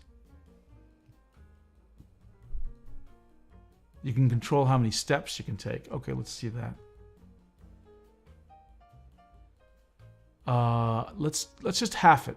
Let's half it to 7. See what it feels like. Because I feel like I had to spin a little more than I wanted to. Okay, let's delete this and try it again. Okay, that's much more responsive.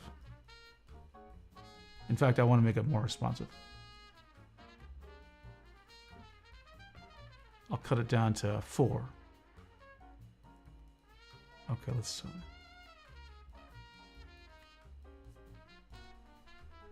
see. Oh, okay, interesting.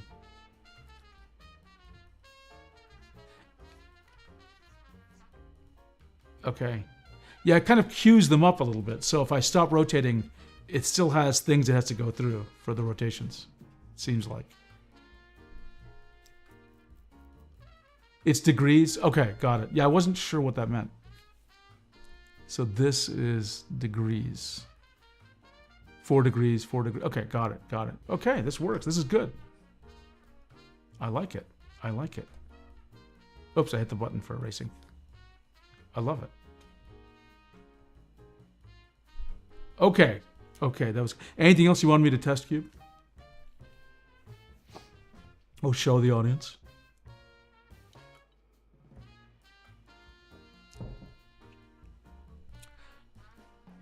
I'll just hang out. The lag is probably... Yeah, I think you're probably right. And it didn't always happen, so I do agree it's probably Creator's fault. Okay, everyone, I think that is it. I want to thank everyone for joining me tonight. And hopefully for those of you who are interested in OpenTabletDriver, this is something that's going to make your life... you should be able to assign any binding to Control-C. Okay, got it, got it. For those of you who are interested in, again, keeping your old tablets, resurrecting your old tablets, this is a tool you should probably learn about. For those of you doing a lot of testing or have to switch and don't want to switch drivers, this is a really good tool. But I would overall say stick with your manufacturer drivers as long as you can until you have to use OpenTabletDriver. Probably another case for you is if you're on Linux. Since the OpenTabletDriver is a standard UI, I guess, it might be more convenient for you than seeing different UIs from different distros. That's another utility I think it has. Other than that, I'd just like to thank the OpenTabletDriver dev team and Cube. This kind of effort is just keeping the dream alive for a lot of people. And it's making sure people have access to affordable tablets, even if they are older. So I really appreciate that. Okay, everyone, thanks for your time. I really appreciate it, and I hope you got had some fun in the session. I'll see you all soon.